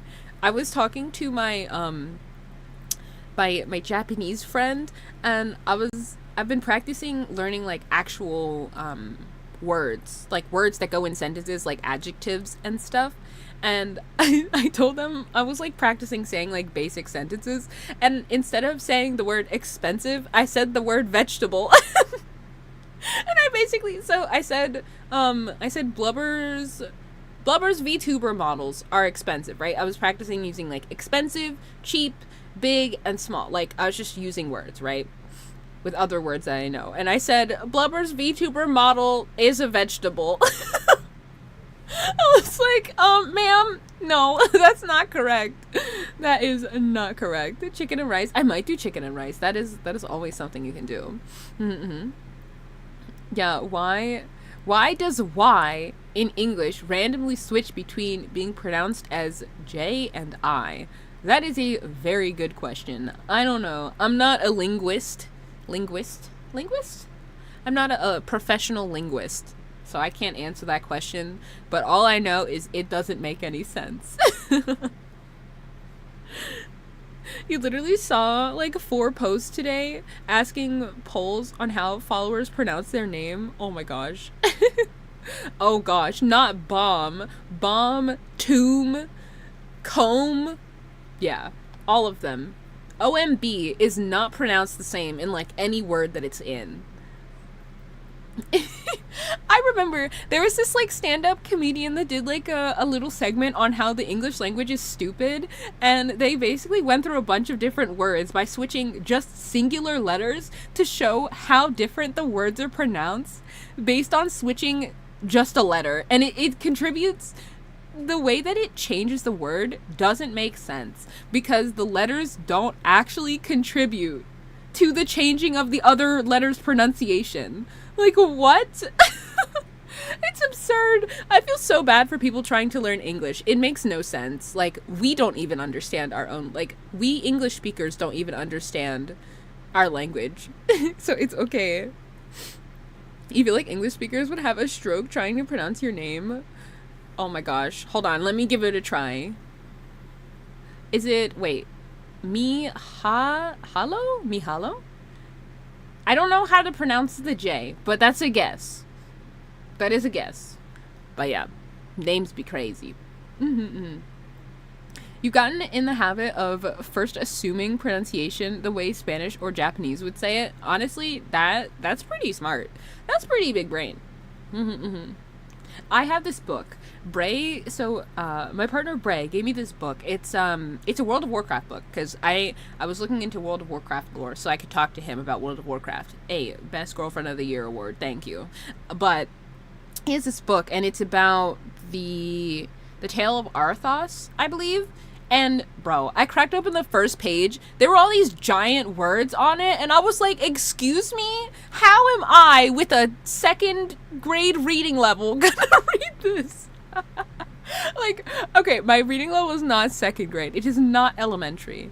But that's what it felt like looking at that book, because I haven't read I haven't read text with a high reading level in a really long time. Mostly because, you know, I do Live2D rigging things. I get to look at physics all day and images, right? My job is the equivalent to, instead of reading advanced papers, I get to read manga all day. That's like the equivalent, okay? So it's kind of tough, you know? Oh my gosh. Well, the same thing happens when you want to teach your friends to speak Spanish, especially with accents or the letter like N. Is there like the what, NA? Isn't that it or something? I think maybe, I don't know. Every language can pull the rug from under you when using the big, insane, basically dictionary only words. For real, dude. Exactly. I feel like I'm gonna need a thesaurus just to read the book. Oh my gosh. Close the J and it's pronounced as a Y, as in you. Oh, I can't do that. I can't pronounce that one. That'll need some practice. Oh yeah, my name. Okay, you want to hear something funny? So, my name in Japanese is Buraba Mafinzu, right? But my Japanese friends call me Muffin-chan because Blubber is too hard to pronounce in Japanese. So it's just Muffin-chan. I love it. It's so adorable. But yeah, it's crazy. You can read it saying N-A. Yeah. I remember, dude, my parents, when we were growing up, we used to listen to this tape that had like songs that teach you Spanish, and like it was like for kids, like for young children. Like it would teach you colors and numbers and the alphabet. Dude, tell me why. If I asked my parents to like sing any of those songs, they know them like by heart. And it's crazy because I don't remember any of them now because I'm an adult and I haven't attempted to learn Spanish in a long time. But they know those songs and that's so crazy to me. I guess that's what it's like when you have kids, right? If you have kids and you're trying to teach them a second language, you know, you're gonna remember. My parents don't even speak Spanish. I don't know why they got stuff for us to learn Spanish when they don't speak Spanish. So they're trying to teach us a language that they're also not reinforcing the use of. You know what I'm saying? Doesn't make a whole lot of sense, but I understand the sentiment. Yeah, a lot of Eastern languages don't really distinguish between R and L. So when loan words come along, or use both. They're just like, huh? Yeah, budaba mafinzu. Yeah. So for my spelling, I shortened, instead of budabaru, I just end on the ah, because it's much easier and it sounds more like my name if it were pronounced in English. So it like sounds much closer with a lot less syllables, if that makes sense. Especially because there is no Japanese word for blubber, like blubber as in like whale fat. It's because like it's probably the word for it is like would more so mean, I guess, fat of whale rather than like actual blubber. If that makes sense. So yeah, like I tried looking up like actual translations and if there was a real word, and there is no real word. So that means I'm free to make up a word. Inventing words, yay! But I mean, it depends on, you have to use the right text for it. Katakana. And yeah, you have to use it, and you have to use katakana for it because it's a made up word. You thought blubber was short for blueberry? Nope. It's just that blubber muffins sounds like blueberry muffins, right? It's like a play on words, except because I'm a whale, it's blubber. Blubber like whale, and muffins like muffins, because I like muffins. Muffins are fucking delicious. Muffins like you guys, like muffriends. Whoa! Oh my goodness! Wow! Revolutionary. To teach a second language to a child, you have to practice speaking more, because writing it or grammatical rules will take days, and then they'll forget. Yeah, exactly. So for me, with learning Japanese, I can read some, like I can read the base elements of hiragana and katakana, but I can't, like, speaking it is where I fall short, because I'm like, okay, well, I know what it's read like, but pronunciation is like a completely different ball game, especially because their language is more rhythmic than English, whereas English, you just say all of the words, but there it, like, the tone matters too.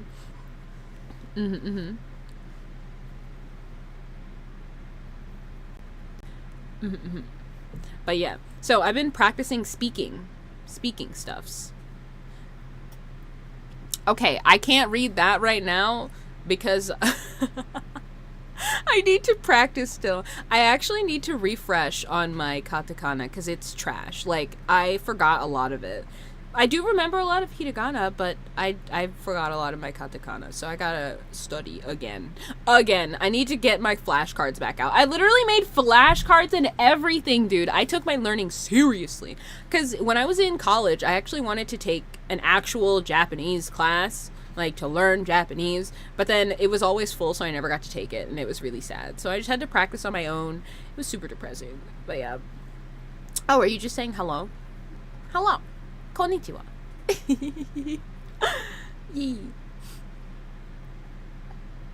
But yeah, Japanese letters are like an alien language to you. Honestly, that is so understandable. But also, if there's anything I've learned, dude, when you actually can read the Japanese characters, it is so much easier to understand words than in English. Like, genuinely. Because the sentence structure, it's like how when we see the word the, we know what the means, right? They have similar characters like that in Japanese too. So once you can read the characters, you can then break down the sentence structure, and then you just have to start learning words and where to put them and how to use them correctly. And then you know, it's like how with English we have past tense and, you know, all of that stuff.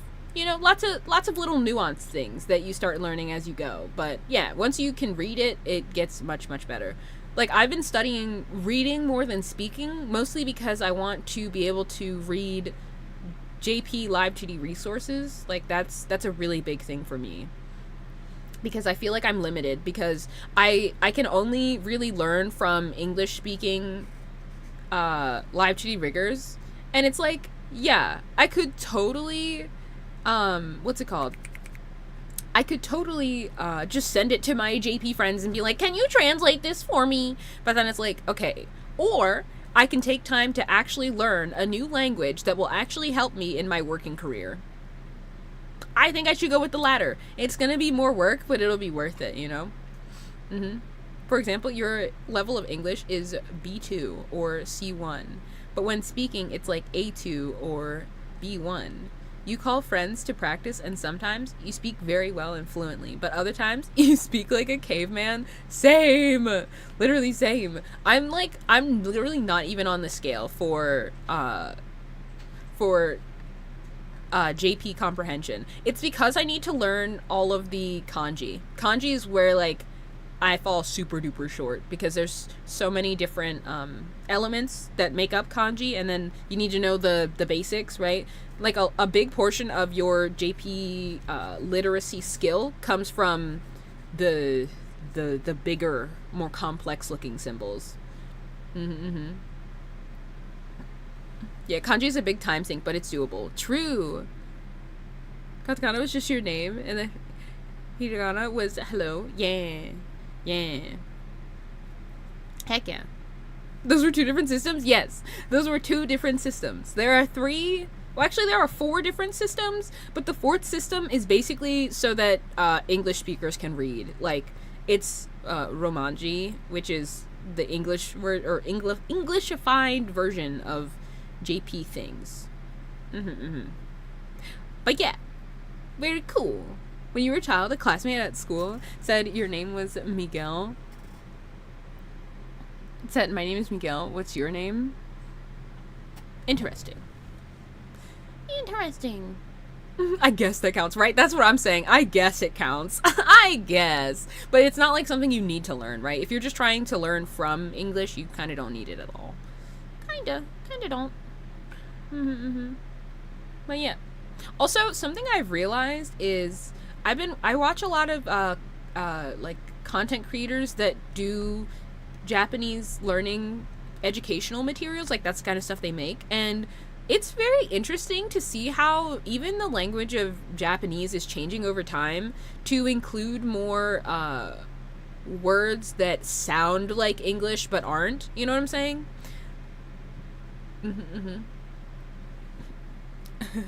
By that logic, does cow emoji count? I don't think it does.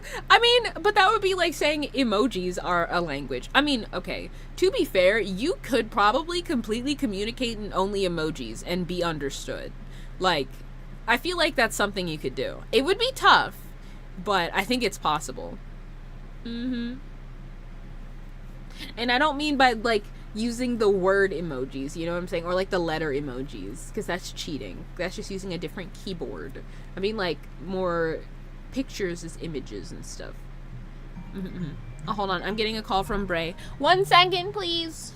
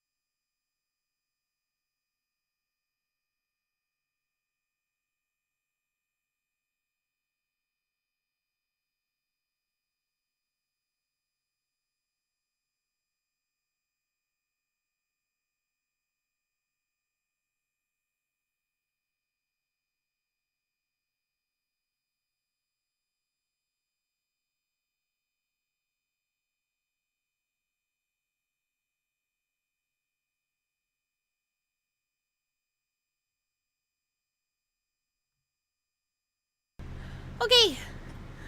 I've returned, but I didn't put VTube Studio back on. There we go. Yeah. But yeah, it takes a special level of autism to speak fluently in just emojis. True. I think you gotta be very, very. You have to have a system, right? It's like how if you play charades, the best charades teams have a system. Like, I remember one time I was playing charades with my family and friends, and it was me and my friend as a pair. Dude, we destroyed that charades, because when you know all the, what's it called? If you know the inner workings of your charades partner's brain, then it is significantly easier to guess the things they're trying to communicate to you. Especially if you understand the same references and things. Like, if you're like, oh yeah, the gorilla emoji, it means banana, okay? It's not the banana emoji, but the gorilla emoji. Yeah, charades. Charades is like when you have to, like, act out, you know, someone has to act out a thing and the other person has to guess, and you get points based on how many you act out and guess in the same, like, in, like, a certain amount of time, right? And it's usually, like, 2 teams against each other and stuff. But yeah. Yeah, when one gets a non-verbal charades, helps out a lot. Yeah. Like, even using an app called Renshu, if I want something to help learn kanji and grammar. Ooh. Yeah, it's as in mimicry. Yeah. So, like, you have to, like, act it out, and someone has to guess it. I love playing charades. It's so fun. Imagine playing charades as a VTuber. That would be so difficult. I mean, I guess if you have, like, 3D, if you have, like, full body tracking, it's fine. But, like, to make a 2D model that could do charades would be crazy. Crazy. I wonder if it's possible. Yeah. But yeah, I would... Oh, wait, is the app on, like, Android and iOS, or just, like, Android if you just have Android? Because the sucky thing about having an Apple phone as my main phone, which I hate. I want to save up to get a Note. I want a Galaxy Note, because it comes with a pen. So it's basically like having a mini drawing like a mini tablet. It's so amazing. I love it. That's my favorite phone of all time. I will never ever want a different phone other than that. But, you know, the Apple phone I have is a hand-me-down, so we gotta work with what we got. But yeah, I want to check it out. There's also a good website called Real Kana that is very good for memorizing kana specifically. Ooh. Okay, so this might sound stupid or silly, but Duolingo literally has a flashcard system that you can use to practice. Not like flashcards, but it has like a learning system you can use to practice. So it gives you batches of 5 to practice through at a time, and it cycles through them in like I really like the way they cycle through. It's like a step ladder, right? So you practice 5, and then you learn 5 new ones, and then you learn 5 new ones, and then it'll take you back to the previous first 5 you learned, right? And then it'll like step up as you start to like actually get good at memorizing them. It really helped me with memorizing them, and that's something that they added in somewhat recently, but yeah, I like it. Because they also... You know, it has matching, so you have to match between the different ones, and then you also get to write it too, which helps a lot. Like, something I did was, before Duolingo even had that, I literally just got a notebook, and I would write every single character, like, 10 times. And then I would do it, like, maybe every few, like, once a month. I would write all the characters down. And if I couldn't remember what the character looked like, then I would go back through and look it up. So it helped me memorize them. I don't know. You kind of have to find your own systems for learning stuffs, you know? Sometimes.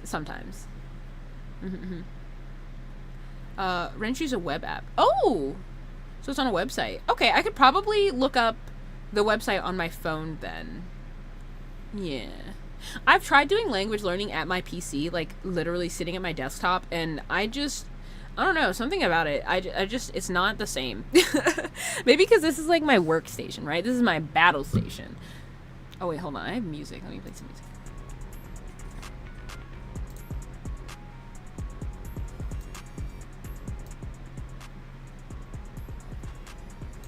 Okay. But like this is like my workstation, so it's just weird doing other stuff at my desk. I need to get over that, but it's just weird for me. I don't know. Yeah, it doesn't really help you with learning what the symbols actually mean, just in the words. Well, this is the thing. So step 1 is to be able to recognize the symbols, right? It's like, first you need to learn the alphabet before you can make words. So, like, for me, what the hell was that?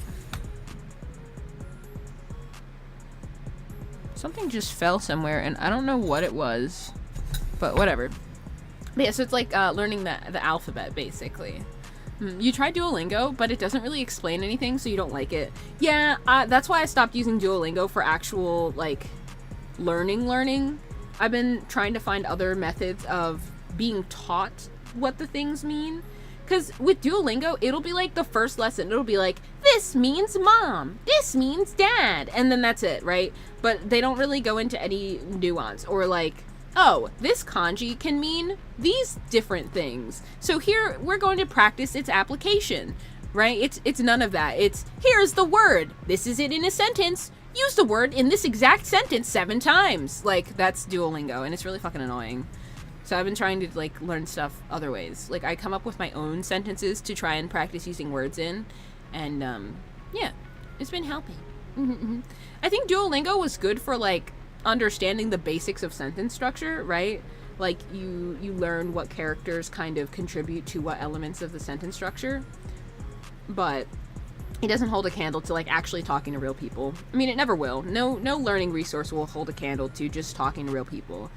But that for me was the hardest part of this whole language learning journey that I've been on, is just finding people I can actually talk to. I tried so many different, like, websites and platforms to, like, meet people who speak Japanese and, like, talk to them regularly, and just none of them were really good until I just, you know, hopped on Twitch one day, started looking through JP streamers playing games that I might know of, or, you know, doing art stuffs, whatever, and just chatting with people. Or usually I would chat in emojis rather than chatting in actual words, because everyone can understand the intent of a facial expression, but not everyone can understand English.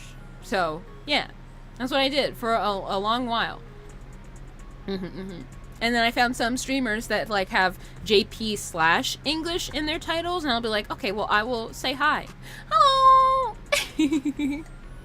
But yeah, it helped a lot. It helped a lot. And I'm really glad I found some really cool friends. Real Kana just gives you Kana, and if you have a type of...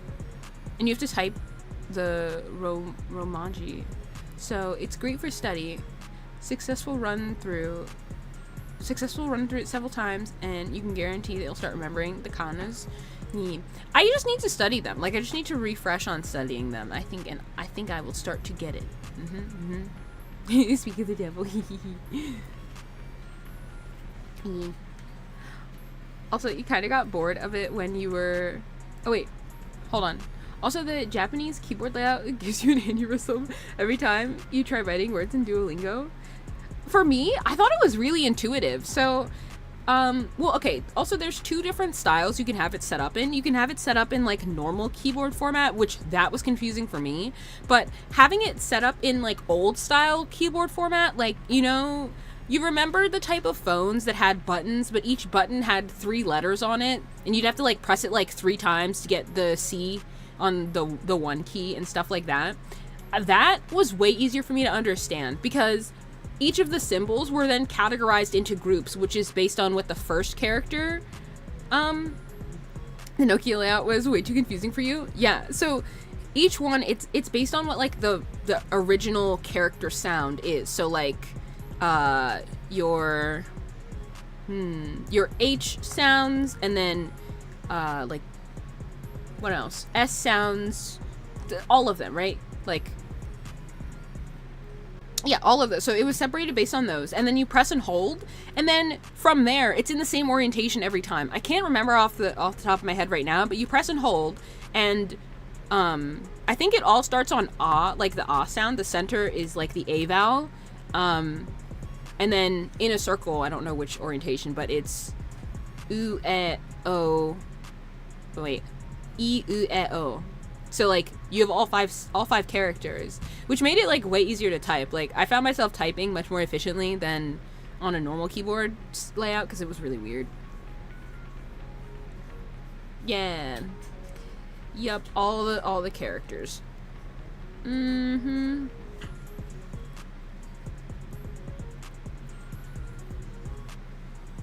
Wait. Yeah. Yeah, those are the characters. A, I, U, E, O. You know what's funny?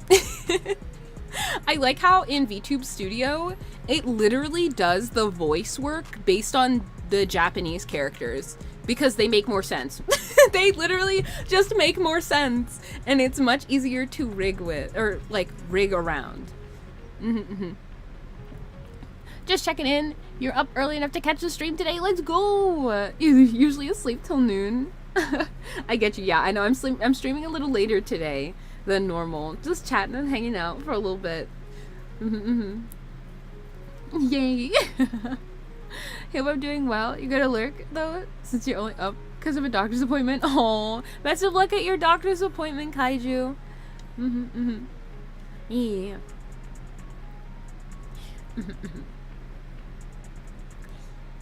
But yeah, I've been trying. I've been practicing and studying. I want to learn more. I want to learn more casual Japanese phrases and sentence structure because I don't want to talk like I'm literally a freaking Japanese learning textbook. You know, like I feel it makes me feel awkward, but that's all I know. Yeah. I've been learning a lot from Wonton and friends. It's been very awesome. And I've been practicing. I've been practicing on my own. I really haven't. It's been so fun. Yeah, it's like the base forms of most other sounds. Exactly. Exactly. So it's very easy to work around. Yeah. I'm very excited. I am. But yeah, I want to hang out with JP friends more, but I need to wake up early. I need to wake up early. My sleep schedule's been garbage. I feel bad because it's by the time I get up now, it's like midnight, I think, for most of them, and I feel so bad. Oh, I feel bad. You started learning a little bit of Korean Hangul recently, and they have like 6 vowel sounds. 6? What's the 6th one? Well, I say what's the 6th one, assuming that the base is, yeah. It's 1:35. Oh my goodness. It's so early. Why are you awake? Why are you awake? Oh, I keep forgetting because of daylight savings. Daylight savings time. It ruins everything.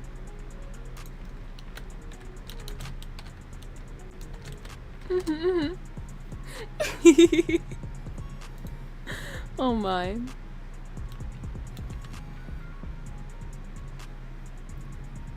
You are crazy, Andy. You are crazy. I bet you probably don't have work tomorrow, huh? That's why you were up so late. Oh, okay, so they have I-A and then an E-O sound, an E-U sound, a U sound, and an O sound. Oh, interesting. That's very interesting. My cousin, she's relatively fluent in Japanese, and she was telling me I should try learning Korean too. And I was like, ma'am, I can only learn one language at a time, okay? One at a time, slow your roll. Yes, you're off tomorrow. Let's go. That's awesome. Yeah. But yeah, that's crazy. It's so funny because I have numerous family members that are either fluent in Japanese or are literally Japanese. So I feel like I should pester them more for like learning practice. But I get so nervous. I'm so nervous. I feel like I'm going to embarrass myself. But at the same time, I feel like I need to just take a chance and do it. It's gonna be embarrassing. I'm gonna sound stupid. I'm gonna mess up. I'm gonna make mistakes. But that's just what makes me human. Yeah. But yeah. EO is kind of like the English sound. Oh, cool. Very, very cool. I've even been like writing down phrases and things that I wanted to remember. I found, although I have to like I need to practice using them though. So I will have to hang out with my friends, my JP friends more. I've just been so busy. I've been busy and I've been working super late nights, which makes me wake up super late. And it's like the wrong time zone. Well, actually, hold on. If it's late for me, doesn't that mean it's early for you guys? Because like if it's 1 a.m. or if it's almost 1:40 right now. Oh, but that's, see, okay, when it's late for me, it's still early for you guys. Like, you would be waking up soon. Like, if it's like 6 or 7 p.m. for me, then it's like 6 or 7 a.m. around approximately. Well, give or take an hour. So like 7 or 8 a.m. And I don't know when people wake up and people have like real life things going on, you know? I can't expect you to hop on Discord in the you know, at the break of dawn. You have your own life things going on. Oh my goodness. Truth be told, the final straw that helped you decide to learn it was Sunny. Honestly, yes. I love that.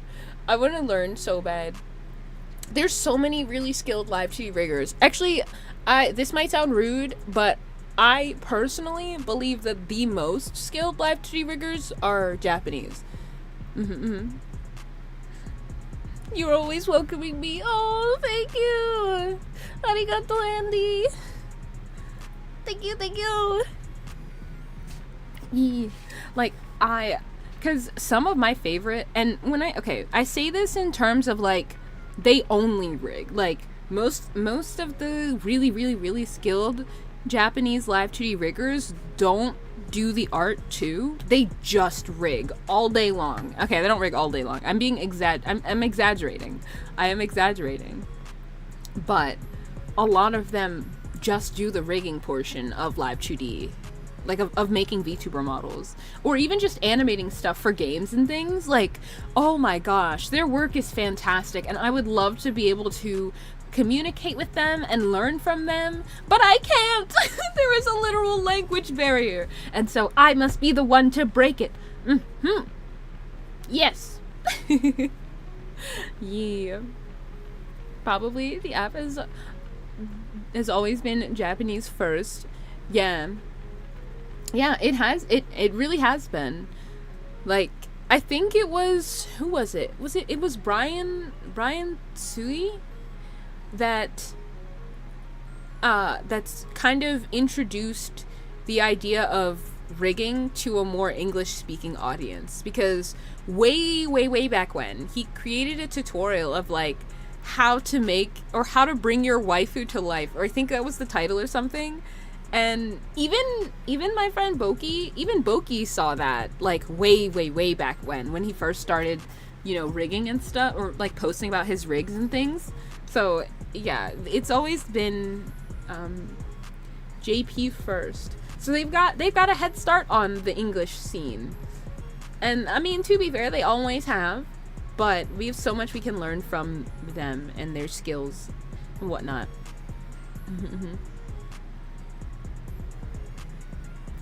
You can't even remember the first Live2D VTuber setup that you saw, you mean? For me, I think I saw, who was it?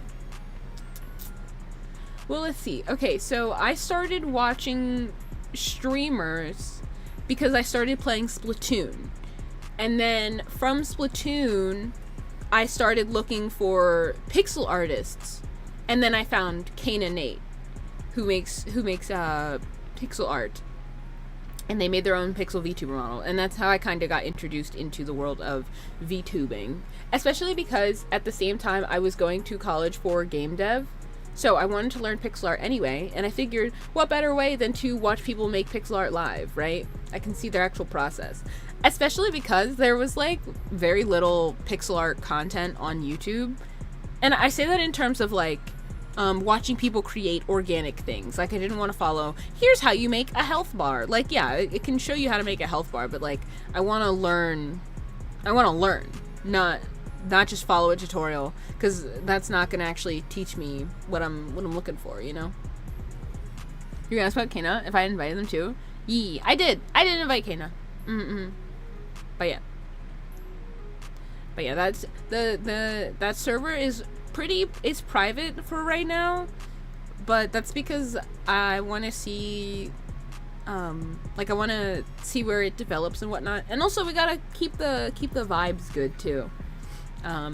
Yeah, and then potentially expand it. But from what we were talking about, which this is probably my last time talking about the server, the private server publicly, but and something that we had all kind of shared a common thought on was the fact that with things like the Cafe Dot server, it's super big, right? It's super big. There's a lot of people. There's a lot going on, and that can feel very overwhelming.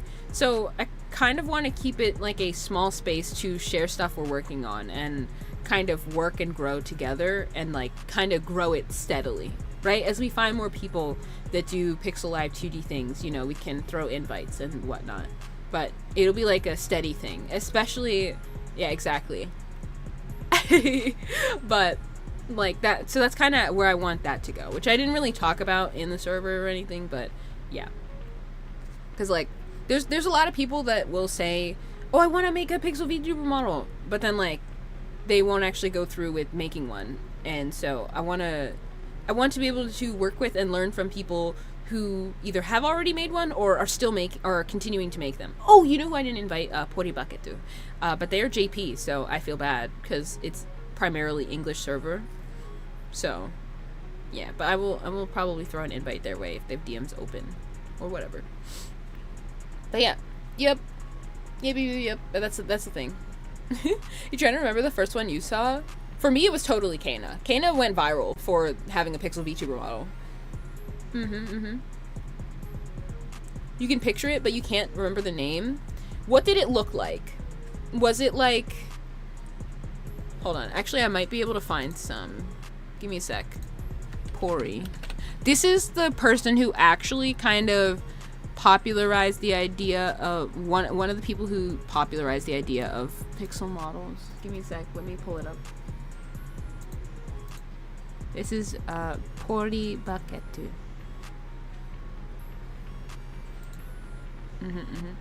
And see, they mostly make pixel models. Their pixel model style is actually very, very similar to, oh wait. Who was it? Come on, brain. Pocati! Mr. Pocati's. Catboy with blue clothing. Oh, it's probably Catboy Mech's pixel model. Pori Baketu made Catboy Mech's pixel model, as well as Freya Amari's, if you've seen that one. I might have to scroll a little while. But yeah. It's one of their older works. Hold on. I can find it. Is this pre-pixel model? It is. Okay. They start doing pixel art. Pixel model. Pixel models. Yeah, they start here. They did a pixel model for Catboy Mech, so that's probably the one that you saw. Catboy Mech is a pretty popular artist in the VTuber space too, so that would make sense. This is the one they did for Freya. Super cute.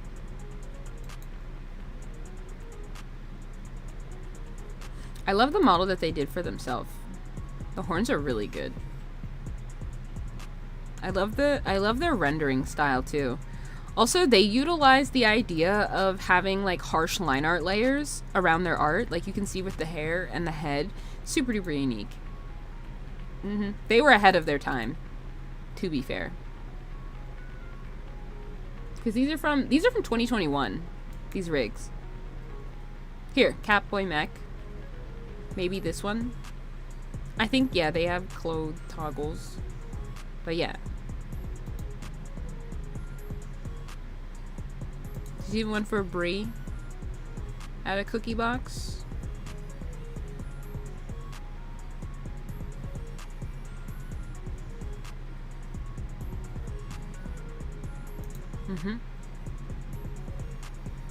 Yep. They have made many pixel models. Many. Very, very cool. It was someone else, you're certain? I'm trying to think. Of who it could have been, but I don't know. That's the only one I could think of. In terms of like early pixel models. There's also Nekai and Chibi. Yeah. Yeah. Oh my gosh, yeah, I need to invite Neko Hive. Dude, what the heck? How did I forget? Okay, I need to stop talking about the thingy thing. But yeah, dude, let me invite them because I freaking love. Hold on, let me find. I want to see some of their movements. Oh wait. I think they get. Do they get posted on? Oh no, it's right here. There we go. Mute. It's loud. Super cute.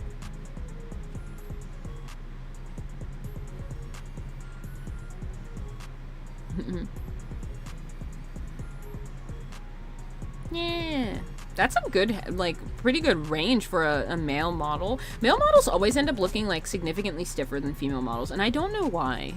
Maybe it's just because they have thicker necks. It's the thick necks. Give me a moment to throw invites.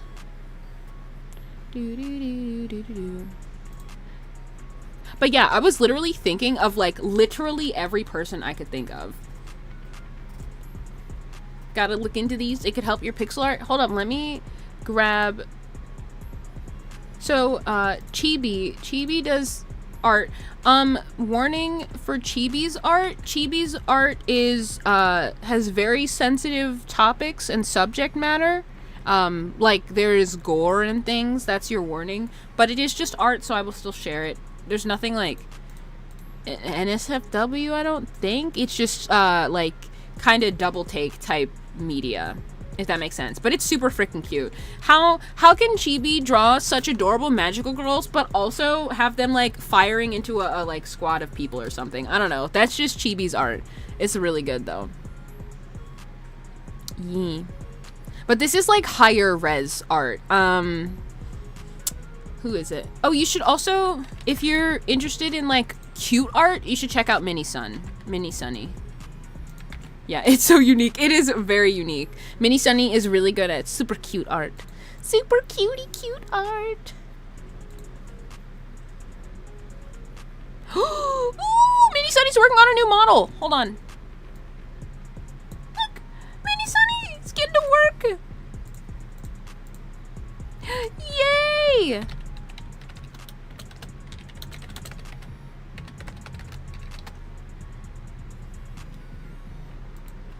Hold on.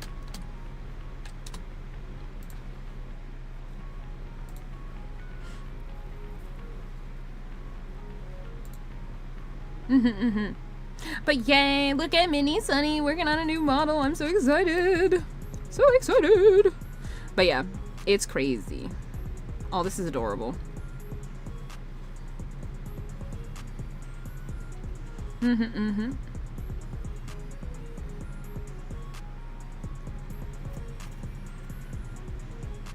Yeah, the self-harm content is the biggest content warning. True. Very true indeed.